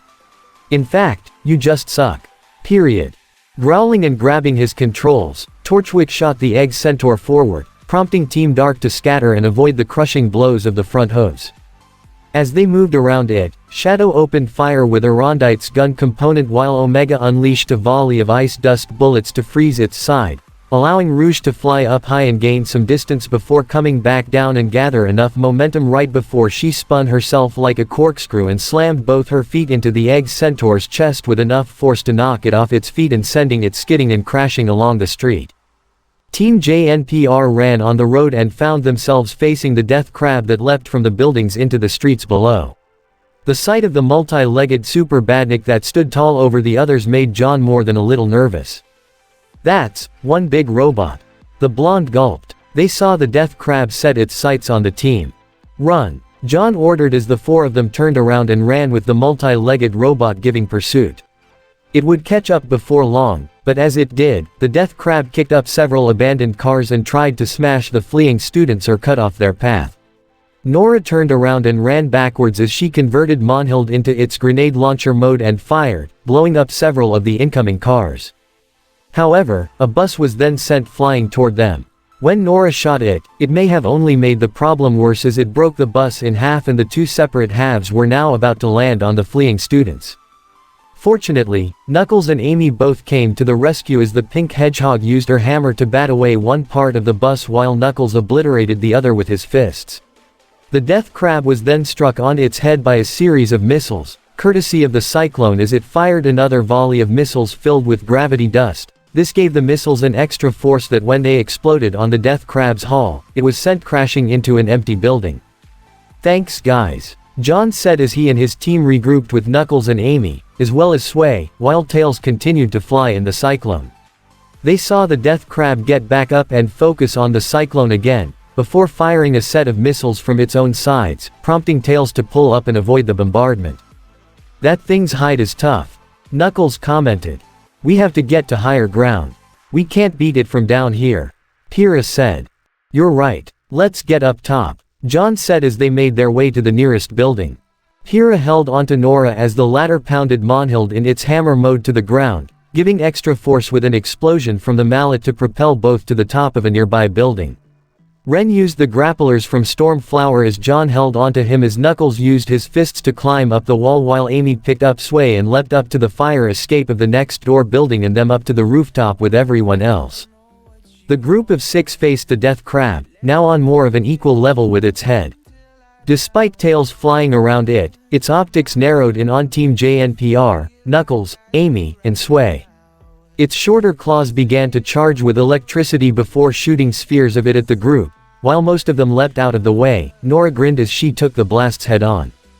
"Nora!" Amy exclaimed in shock. "It's all right," Ren quickly told her. Her semblance lets her absorb electricity to increase her strength. They saw all the electricity being absorbed directly into Nora's body as an aura of pink lightning manifested around her, including it surging out of her eyes as her hair stood up. She grinned like a madwoman at the Death Crab. "Mama's craving some crab legs."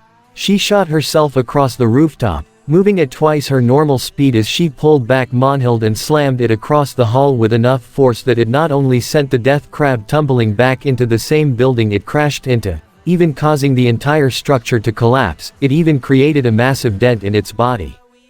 "Whoa." Tails looked in surprise as he saw the whole thing with everyone else. John, Pyrrha, and Amy looked in amazement as they saw the pink lightning fade from Nora as she took the moment to catch her breath. However, Knuckles looked with a serious expression. Her semblance is almost just like Yang's. The Red Echidna thought, meaning, she might have the same sort of problem.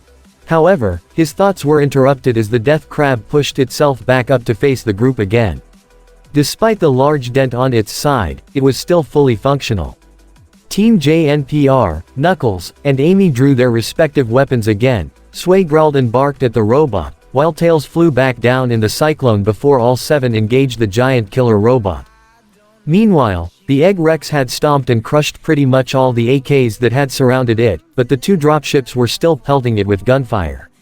The Egg Rex appeared to have had enough as it roared before lunging upward to catch one of the dropships in its mouth before crushing it with the strength of its mechanical jaw, and then quickly whipped its tail into the remaining dropship, sending it spiraling and crashing into one of the dropships that was owned by Beacon.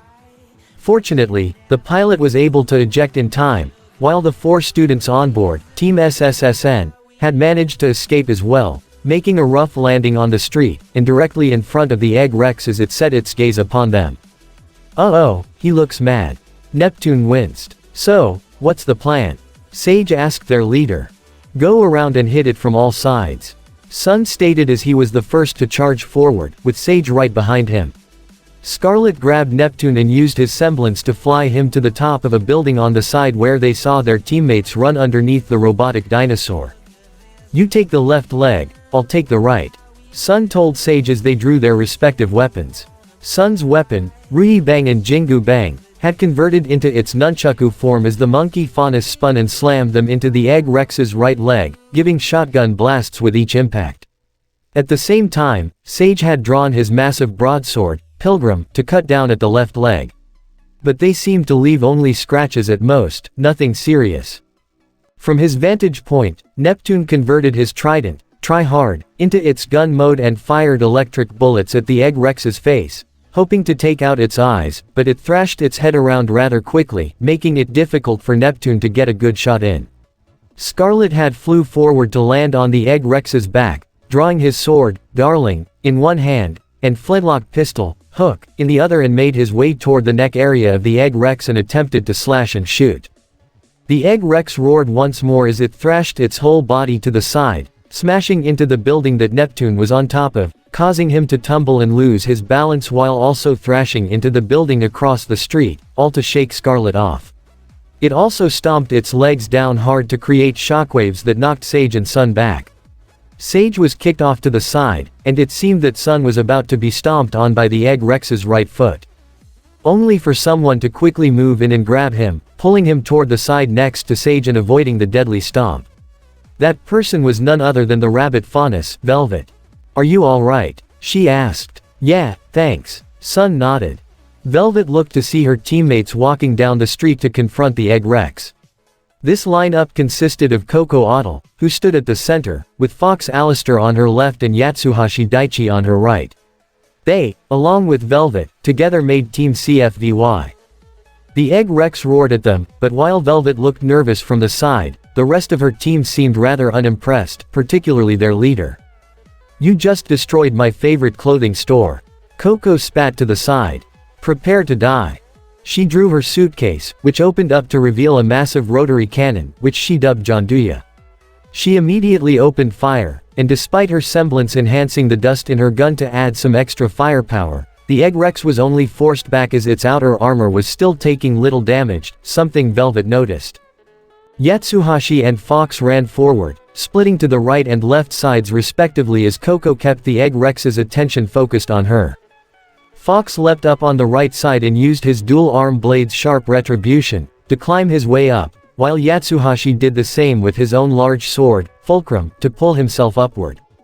Once on top, Fox ran along its spine and toward the Egg Rex's tail, slashing rapidly with his blades while Yatsuhashi made his way toward the neck, where he lifted Fulcrum up to slam it down on the neck, bending and cracking its armor, but not dealing enough damage. The Egg Rex roared again and thrashed itself along the buildings to shake off Fox and Yatsuhashi before swinging its tail toward Coco, but Scarlet flew in to grab her and pull her out of the way.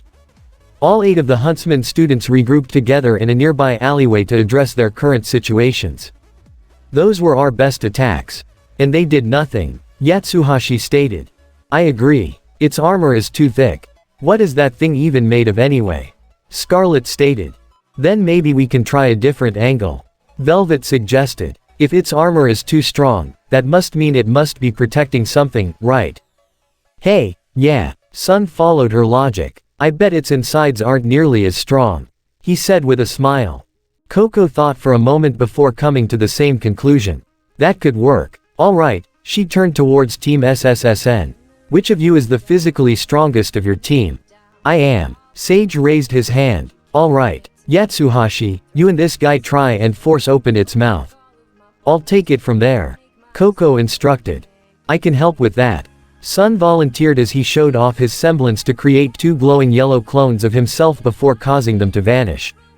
"Alright, you 3 do that," Coco went on. "Everyone else, keep it distracted and make sure it stays in one spot," she told the conjoined team.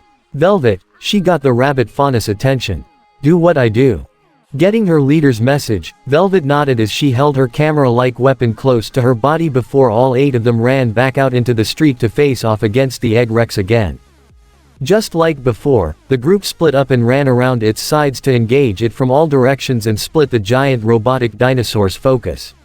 Fox and Scarlet took the left side as they slashed at its left leg, doing their best to avoid the resulting tail strikes.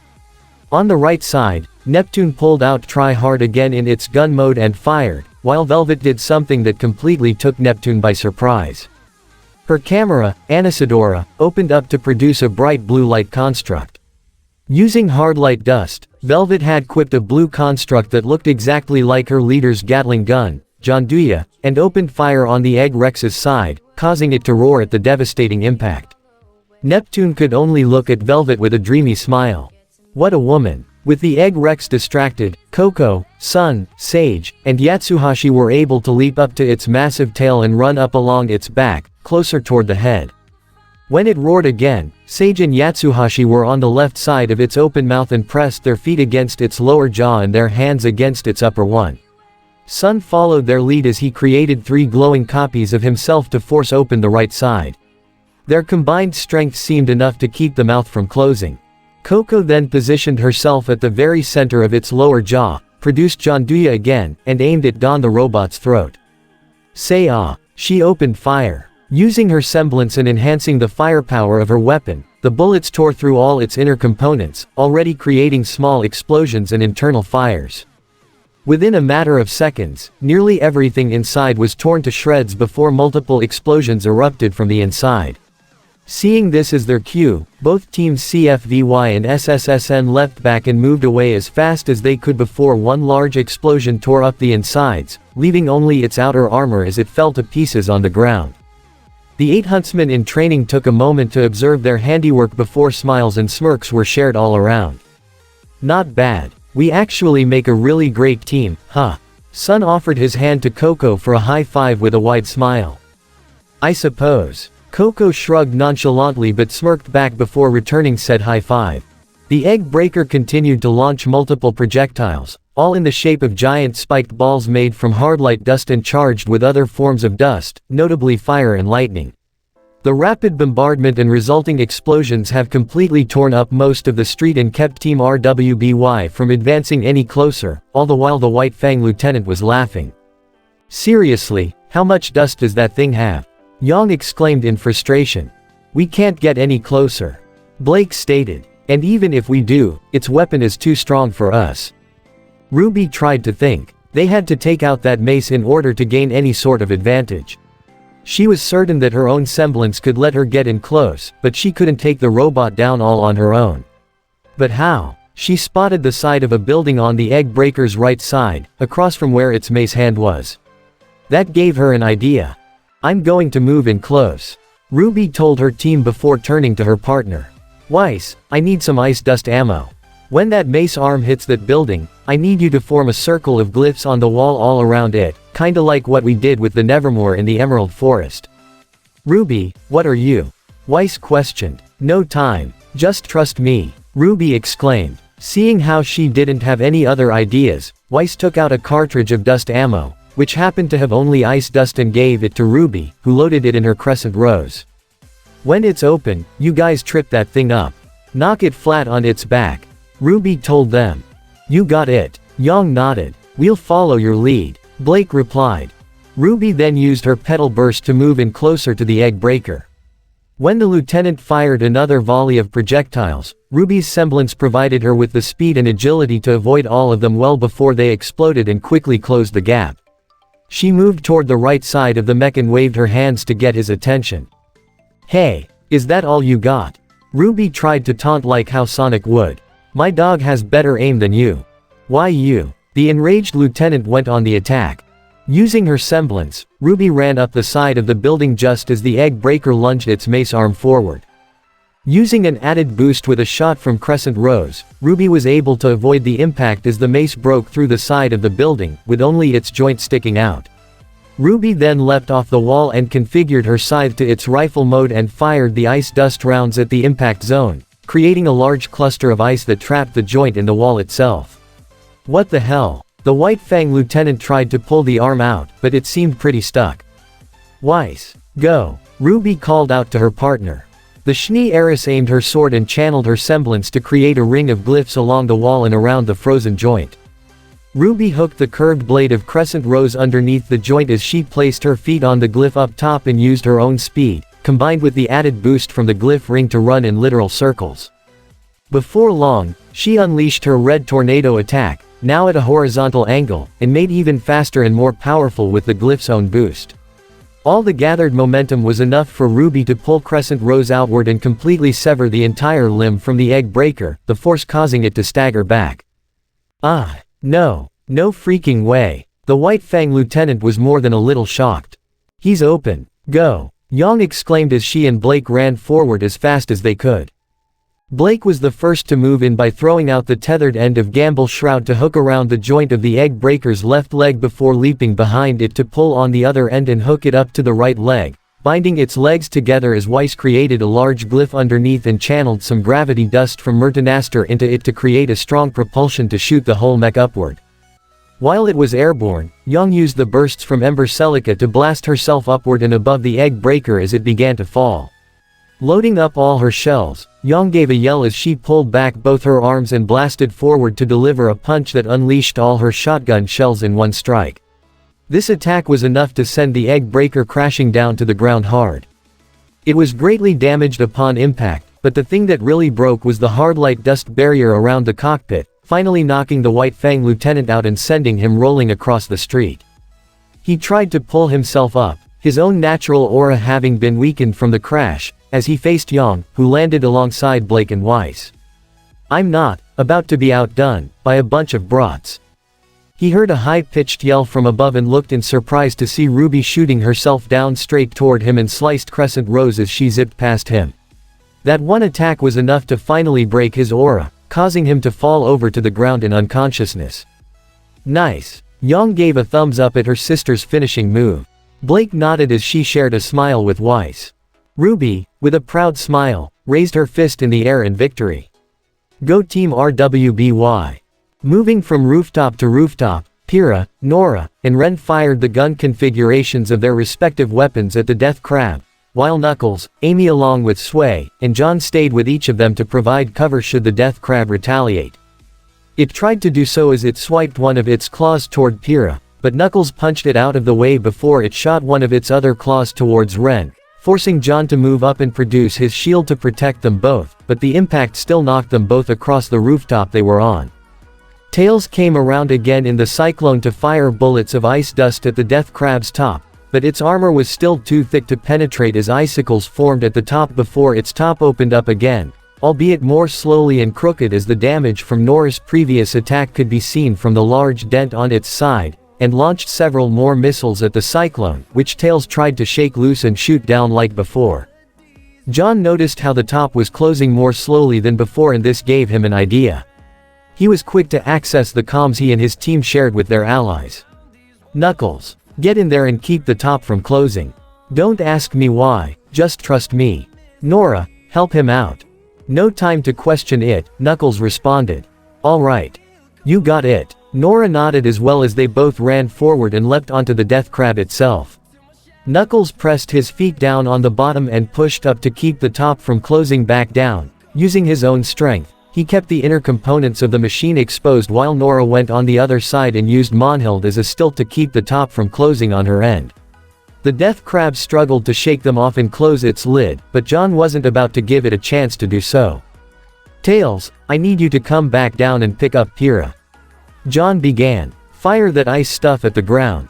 Pyrrha, use your semblance on its legs and get it to trip up. Ren, Amy, we're going to hit that thing's insides with everything we got while Knuckles and Nora keep it open." "Understood." Pyrrha accepted. "Coming in now." Tails flew the cyclone back down to meet up with Pyrrha, who leapt onto his right wing and held on as Tails flew down. She and the young fox shared smiles, happy to see John coming along as a leader. As they flew, Ren and John leapt to one side of the Death Crab, specifically the one with the eyes, while Amy and Sway went to the other as Knuckles and Nora kept its top from closing. John drew his sword and used Crocia Morse to literally poke out one of its eyes while Ren used Storm Flower to shoot out the other.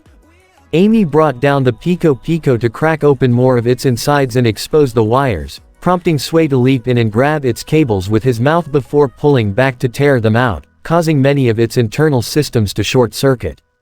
Already, the Death Crab was smoking and sparking up as it struggled to maintain its balance. The cyclone flew down toward the street as Tails fired the ice dust rounds towards the street underneath the Death Crab, freezing up most of the area as Pyrrha extended her hand to focus her polarity on its left two legs, pushing them toward the ice, which further destabilized it as it began to lose its traction. "It's coming down," Tails warned as the cyclone flew up. "Get out of there. Now." No need to be told twice. John, Knuckles, Nora, Ren, Amy, and Sway leapt off the tumbling Death Crab into a rooftop. It fell on its already damaged head, and upon impact, the weight of the legs from up top caused it all to be crushed before tumbling over on its sides, leaving only the smoking remains of the now inoperable Death Crab. Tails brought the cyclone back toward his friends as Pyrrha joined the rest of them before the group shared smiles and high fives at their victory. Sonic and Penny zoomed throughout the plaza, clashing their blades against metal as the two together were able to keep up with even his speed. Sonic delivered a homing attack to close the gap between him and Metal, knocking him back before zooming forward with his sword to strike Metal. However, Metal was able to grab the sword with his metallic hand, before converting his other into his blaster and shot at Sonic, who ducked underneath the blast and tried to pull away, but Metal kept a firm grip on Caliburn and wouldn't let go. That is until Penny shot at Metal from behind, her floating array rotating around her body like a spinning top and struck Metal, forcing him to let go of Sonic. Though he quickly recovered and tried to attack Penny, Metal was struck on his left and right side respectively by shots from Port's Blowhard and flames from Oobleck's Antiquity Roast. As they kept him pinned in that one spot, Glinda used her telekinesis to pull up several rocks around her and quickly molded them into a makeshift rotating spear about the size of her body and lunged it at Metal. However, Metal unleashed his maximum overdrive, creating a powerful surge of energy that completely vaporized Glinda's attack, as well as blew her and her colleagues back. But once it was done, Metal was now vulnerable as his systems had to reboot, exactly what Sonic was hoping for. "He's open, Penny. Hit him now," Sonic told her. Penny aimed all her blades straight at the vulnerable Metal and thrusted her fists forward to unleash a massive energy beam right at him. All Metal could do to protect himself was to cross his arms and take the hit, which sent him crashing into a nearby building. Right as he impacted, however, Metal's systems had fully rebooted as he quickly activated his black shield to protect himself from the rest of the attack. When Penny's beam halted, Metal's shield dropped as well, but his body was smoking and suffering some minor damage from the blast, something Sonic took advantage of as he zoomed at Metal and crashed into the building. Penny and the Beacon teachers looked towards the building as they heard the sounds of crashing and seeing flashes of blue light through the windows, right before Sonic and Metal blasted out from the wall. Grappling on each other before Sonic delivered a spin dash, Caliburn held outward to deal some extra damage and knock Metal onto the streets. Though Metal quickly recovered as Sonic landed, he was forced to contend with Penny and her floating array again as his arm blade popped up to parry her strikes, allowing Sonic to slash at him in the side and knock him to the ground, where he was then pelted by repeated shots from Port and Oobleck's weapons, forcing himself to activate his black shield once again. With Metal now stationary, Glinda took full advantage as she gathered up more debris with her telekinesis and directed it all around the shielded Metal, forcing it all to weld and stick together to create a makeshift prison to entomb Metal before throwing it high into the air to send it flying. Though Metal was able to escape from his prison, he remained hovering in the air for a moment. He happened to spot the Atlas military flagship before he got a call from his maker. "Metal, time to fall back," Eggman told him. His optics zoomed down toward the ground to see Sonic and the Beacon teachers as well as Penny before flying away. "He's retreating," Glinda noted. Eggman must have called him back, Sonic assumed. "That is a rather unique machine," Penny noted. "I've never seen anything like it. Metal's one of a kind and believe me, that's a good thing," the blue hedgehog told her. The Egg Centaur waved both its weapons to send waves of flame and boulders outward along with bolts of electricity from its horns at Team Dark, all three of them expertly maneuvering around each strike as if it were child's play. Between Shadow's own natural speed, Rouge's agility and flight, and even Omega's own jet boosters and surprise nimbleness from his bulking metal frame, the three were quickly able to close the distance as they engaged the Egg Centaur in combat. Shadow attacked first by delivering a homing attack to the Egg Centaur's face, knocking it back while Rouge flew up and around its chest before throwing a heart-shaped grenade at its back, causing it to topple over toward Omega, who delivered an uppercut with enough force to send it flying up and onto the ground hard. Torchwick shook from inside and growled with frustration at how his foes were easily able to overpower him. He tried to shoot a point-blank lightning bolt from its head, but not only was Team Dark able to easily evade it, Rouge threw out purple hearts to slice off the horns on top, causing the beam to fade as electric sparks surged out from its head. She landed in front of the Egg Centaur as it stood up and gave a mocking grin and a wave, making Torchwick's blood boil as he tried to bring down his club onto her, but Omega was able to move in and catch the large weapon with one hand, while using his other to shoot multiple ice dust bullets at the joint of the left arm before blasting a rocket that shattered the whole joint, broke off the left arm and allowed Omega to claim the club for himself. Using his strength, Omega smashed the club into the left legs of the Egg Centaur, breaking them beyond repair and causing it to topple over. While it was down, for the umpteenth time, Shadow came in with a Chaos Spear to sever the right arm holding the left sword before drawing a Rondite as he fell to decapitate the Egg Centaur and finish it off. With Shadow's back turned, it seemed like he didn't notice the cockpit in the chest open up as Torchwick pulled himself out and quickly drew a gun, ready to shoot Shadow in the back. Only for Rouge to fly in and deliver a kick to his own back, knocking him off his mech and onto the ground. Rouge made sure he was down for the count as she landed on top of him, pulled back on his left arm and pinned it behind his back while wrapping her free arm around his neck in a chokehold. "You lose, Torchy." Rouge grinned. "Get off of me, you Faunus wannabe." Torchwick complained as he futilely struggled in Rouge's grip even as Omega and Shadow loomed over him. Roman Torchwick. Omega identified. Age 32. An average fighter and lacking a semblance. Small-time criminal. "Who you calling, small-time, Tin Man?" Torchwick exclaimed. "Threat level, minimal." Omega continued. "It is unlikely that he is Eggman's closest ally, and merely a pawn in his scheme and that of his theorized partner." "Perhaps, but still," Shadow stepped forward and looked directly at Torchwick. "Who else is involved in this? It's not just Eggman or the White Fang, you will tell me who your associates are." "You didn't say please," Roman said with a supposedly sincere and innocent yet mocking smile. Shadow then stomped hard on Roman's free hand, causing him to scream in pain. If it weren't for his aura, Shadow's stomp would have honestly broken every bone in that hand. He winced as he slowly gazed up at Shadow's soul-piercing red eyes bearing down on him. "Dodge the question again, and that will be the least painful event of your day." The Black Hedgehog threatened. "You'd better listen to him, pal," Rouge advised. "You'd be lucky to even walk again. You have any idea what they would do to me if I squeal?" Torchwick replied. "Threat of termination, such as the adolescent Faunus named Pfeiffer." Omega assumed as the guns in his right arm cocked for emphasis. "What makes you assume you don't suffer an identical threat at this very moment?" Torchwick was honestly quite scared. He really had no idea what they would do to him. But then again, he was certain that he would be killed if he said anything. That Cinder Girl was certainly dangerous, and there was the Doc's Robo-Hog that almost ripped his arm off.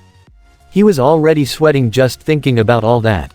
"That is enough. Stand down." They turned around to see an Atlas dropship already land on the street behind him, with various other ships landing across the area and dropping off Atlas soldiers, a group of soldiers quickly approaching Team Dark and their captive.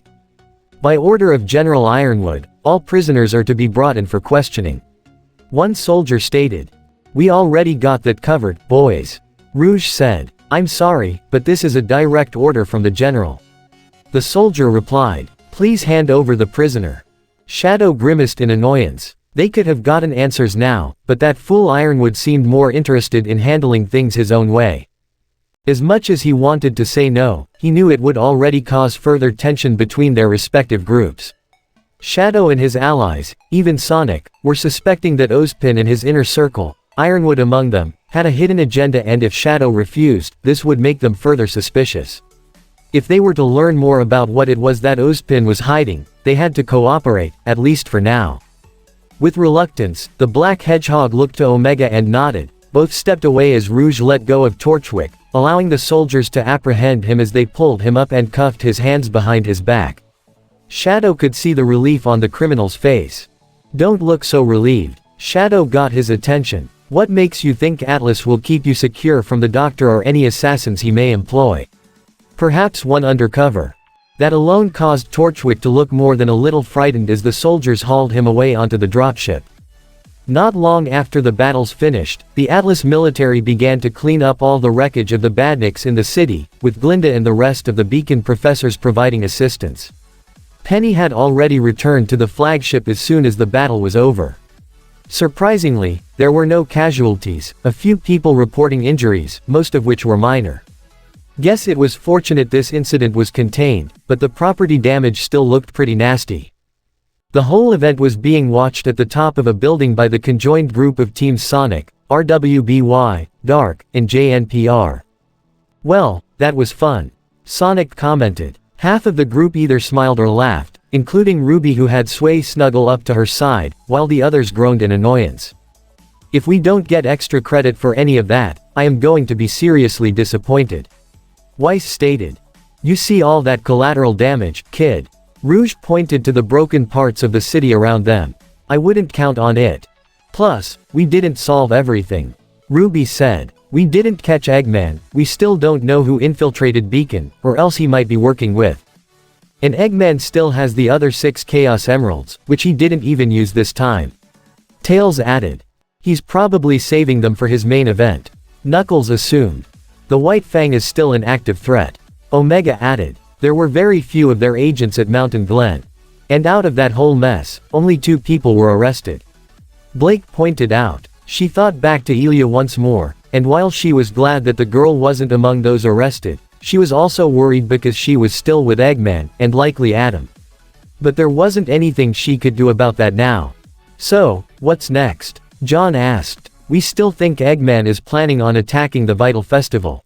Amy replied. We'll try and find him before that happens, but we should be ready for that attack if it comes. The Vital Festival is a little over a month away. Pyrrha said. Is there any chance we can find something within that time? Possibly. Shadow answered. But there is a lot to consider. This is still far from over. Hey guys, listen. Sonic got everyone's attention. Yeah, we don't have all the answers yet and Eggman might still be out there, but look at the good we just did here. Maybe it got a bit out of hand, but it could have been way worse. Nobody died, thankfully, and we may have just saved the whole city. Even if it's not over yet, you all did a very good job. He said more so to the 8 students around them. Yeah, we did, didn't we? Blake said with a slight smile. We smashed a whole bunch of killer robots. Nora pumped her fist. I suppose we should look at the bright side more often. Ren nodded. Maybe not everything worked out, but all things considered, we did do a good job. Weiss agreed. Yeah, Sonic's right. Ruby smiled. And when Eggman rears his bald mustached face again, we'll be there to stop him. Just don't get complacent, Shadow advised. Yeah, but we should at least get some rest, right? John suggested. Oh yes, definitely. Rouge nodded with words of agreement from everyone else as well as they all stood up and prepared to walk away. However, Yang spotted something out of the corner of her eye. It was a bird, a black bird with red eyes perched on a smokestack on the opposite side of the roof. Upon closer inspection, it looked a lot like a raven. The bird turned to glance at Yang briefly before flying away. Yang, Ruby called to her older sister, getting her attention. Something wrong. Nothing. She shook her head before catching up with everyone else. I'm coming. But she wasn't the only one who noticed the presence of that bird. Shadow had seen it too, many times throughout the fight in the city. He watched it fly away into the sky with a serious expression. That bird had seen the whole fiasco that took place here. Though it looked ordinary, the black hedgehog's instincts told him that was no ordinary raven. Meanwhile, Ozpin had remained sitting in his office after getting the report from Glinda on the outcome of the battle. It was unfortunate that Eggman had managed to escape, but he was relieved with the damage contained and kept to a minimum. Ozpin, and of course, there was now the political aftermath to contend with. Probably his least favorite part of this job. Yes, Councilman. He swerved his chair around to address the Council of Vale that had contacted him through the scroll built into his desk. You've left us with no choice. The Vital Festival tournament cannot be broadcast, let alone held, if we are unable to ensure the safety of the citizens. Therefore, we have reached out to the Atlas Council, and together have decided that best option is to appoint General Ironwood as head of security for the event. Thank you, Councilman. Ironwood himself replied over their three-way call, his face on the corner of the screen. Our kingdom is happy to lend as many of our best troops, so this event runs as smoothly and safely as possible. And we thank you, General. Will that be all? Ozpin asked. For now, the councilman replied. But after this festival comes to a close, we are going to have a serious discussion regarding your position at Beacon Academy. General Ironwood's reports of these last few weeks have left us somewhat concerned. I'm sure you understand. With that, the council hung up on their end of the line, leaving only Ozpin and Ironwood to continue their own conversation. It's the right move, Ozpin. Ironwood told him. I will keep our people safe, you have to trust me. What exactly did you tell the council, James? Ozpin asked. That Remnant faces a very serious threat in the form of Dr. Robotnik. Ironwood answered. Did you tell them of Sonic or his companions? Ozpin asked again. No, Ironwood responded. We can at least come up with the believable explanation that Eggman has been a scientific recluse, isolating himself from society until he made his move. The fact that he's human makes it seem more realistic. But the idea of aliens, just as the existence of magic, could cause his more problems. Ozpin was at least glad that Ironwood had the foresight to keep that a secret. But there was one thing that was still concerning. Glinda reports that your forces are gathering up the remains of Eggman's robotic forces from the battle. If we have a better understanding of how his technology works, we'll be better able to counter it. Ironwood said. But what of the infiltrators? You haven't said anything about them, have you? Ozpin asked. No. I'll let you handle the internal threats, while I deal with the external ones. Doesn't it make sense to use the resources we have at our disposal to handle this situation? Ironwood questioned. Of course, it does. Ozpin stated. But we must be careful as to not play into either of their hands. He made sure to put extra emphasis on the their part, reminding the general that Eggman wasn't their only threat. This is the best we can do. If you have any other ideas, I'm open to them. But we can't remain passive forever. With that, Ironwood ended their conversation as he hung up, leaving Ozpin alone in his office as he rubbed his hand down his face in mental exhaustion. Meanwhile, Ironwood was on the bridge of his flagship as he looked through the window to see Beacon Academy itself. You brought this on yourself, he muttered before the door opened and Penny walked in. You called for me, Mr. Ironwood? Penny asked. Yes, Penny. The general turned to face her directly. I know you took part in the battle in the city. I saw the citizens were in danger and I chose to lend my abilities to help protect them. Penny explained. For which, I'm grateful. You acted exactly like a professional huntress. You recognized a threat, you took action, and you did the best you could. Ironwood granted. Thank you, sir. Penny smiled. But that's not what I called you in for. Ironwood told her. You made contact with Sonic during the battle. I did. Penny confirmed. We worked together along with 3 Beacon instructors to deal with the enemy unit he called Metal Sonic. Did you talk with Sonic at all after the battle? Did he notice anything suspicious about you? Ironwood asked. Something that would possibly lead him to discovering your secret. No, sir. Penny didn't like lying to Ironwood, as Sonic, RWBY, and a few others knew she was an android, but she didn't want to cause any more trouble. Once the threat was dealt with, I promptly left. Good. Ironwood nodded. Your father will be here within a week's time. We'll be studying some of the wreckage of Eggman's machines as well as working on a special dust project that could lead to promising results. He'll be working along with Sonic's companions during that time. May I provide assistance as well? Penny asked. I've been studying my father's research around dust and I believe I could be of great value. Ironwood thought for a moment. There was clear risk in her interacting with Sonic's friends, but he knew she was studying her father's research very well and having additional hands with this project would certainly help. It would also keep Penny within eyesight and out of reach from Eggman or anyone else he was working with who would use her for their own ends.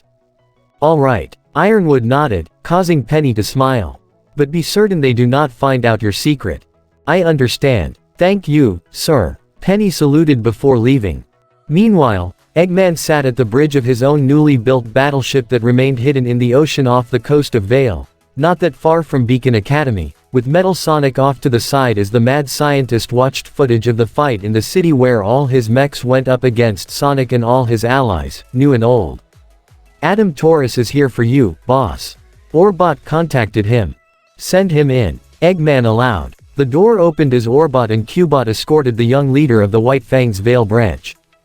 He was a faunus with bull-shaped horns on his head along with his red hair. He wore primarily black with red underlines and emblems along his side. He also had the image of a red rose stitched onto the back of his jacket over the image of a withering white rose.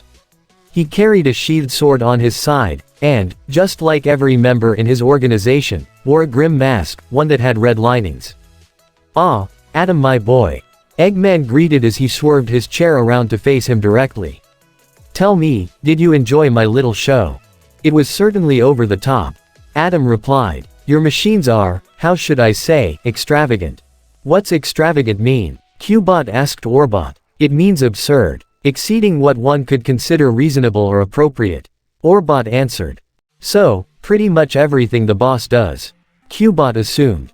Despite that, they've more than exceeded my expectations in terms of effectiveness. Adam said with a smile. It shouldn't be too hard to get the whole Vale branch on board. Only Vale. What about Mistral? Eggman asked. Sienna is in charge there, but she is too spineless for any of this. Adam shook his head. I used to look up to her, but she would rather have a stand as humanity's equal when we're clearly far superior. That's the problem with people like her. They hold us back, Eggman said. Limit our true potential. I might not have any special powers, but you can't hold a genius like mine back. She won't be a problem going forward though, will she? Not for what we have planned for Beacon. Adam answered. As for afterwards, I'll handle that. But when it's all said and done, the entirety of the White Fang will be in your service, Doctor. Excellent. Eggman grinned. On one condition. Adam spoke up. I know you have a partner in on this, I haven't yet met them, but I know you're not alone. There is something out there bigger than any of us, something that pulls the strings of this whole world. And I want to be a part of that. Well, aren't you ambitious? Eggman teased. I can put in a good word for ya, but I can't make the final decision, that's up to them. If you deliver results, help reduce Beacon to rubble, I'm sure you'll be welcomed with open arms. But if you fail, I won't. Adam stated firmly. Don't get cocky. Eggman warned. Your little cat friend Blake has been getting very close with Sonic and his friends. Believe me when I say, you wouldn't last 10 seconds if you went up against him right now. You're quick, but he's quicker. I'll be sure to keep my distance then. Adam replied. Well, at least you're willing to listen to reason, unlike Cinder. Eggman said before turning his chair back around. I'll put in the word for ya with my partner. In the meantime, make sure the entirety of the Vale branch goes underground for the time being. They won't make an even single move anywhere unless I say so. Is that understood? Understood. Adam nodded. Good. Thanks for all your help, Adam, and keep up the good work. You are going places, son. Eggman complimented. Adam only grinned as he turned around to leave, with Orbot and Cubot escorting him out.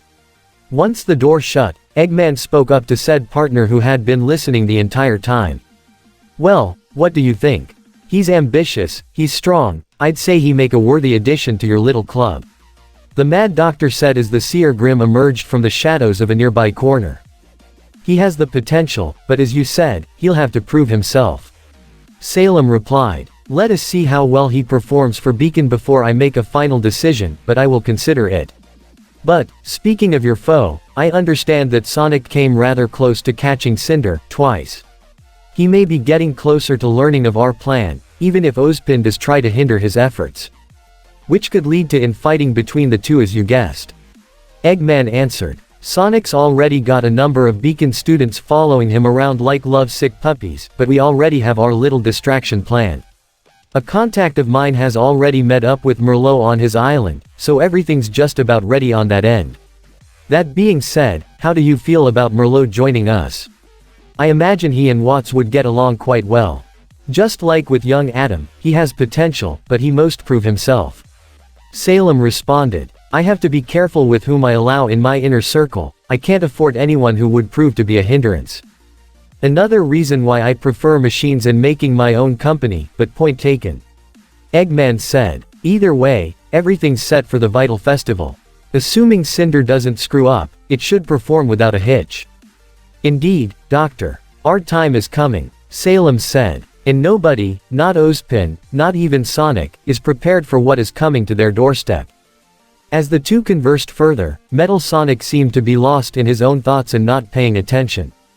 But truth be told, he was focusing on the data recorded from his fight in Vale against Sonic and a group of his allies, specifically that Penny girl. The way she moved, as well as how she controlled those blades that were connected by wires that no normal person could see. In fact, as he froze a frame to get a good look in her eyes, he could tell that she was not an organic individual despite her appearance. She was either an android or a cyborg. Metal didn't have enough data to determine whether she was one or the other, but if he encountered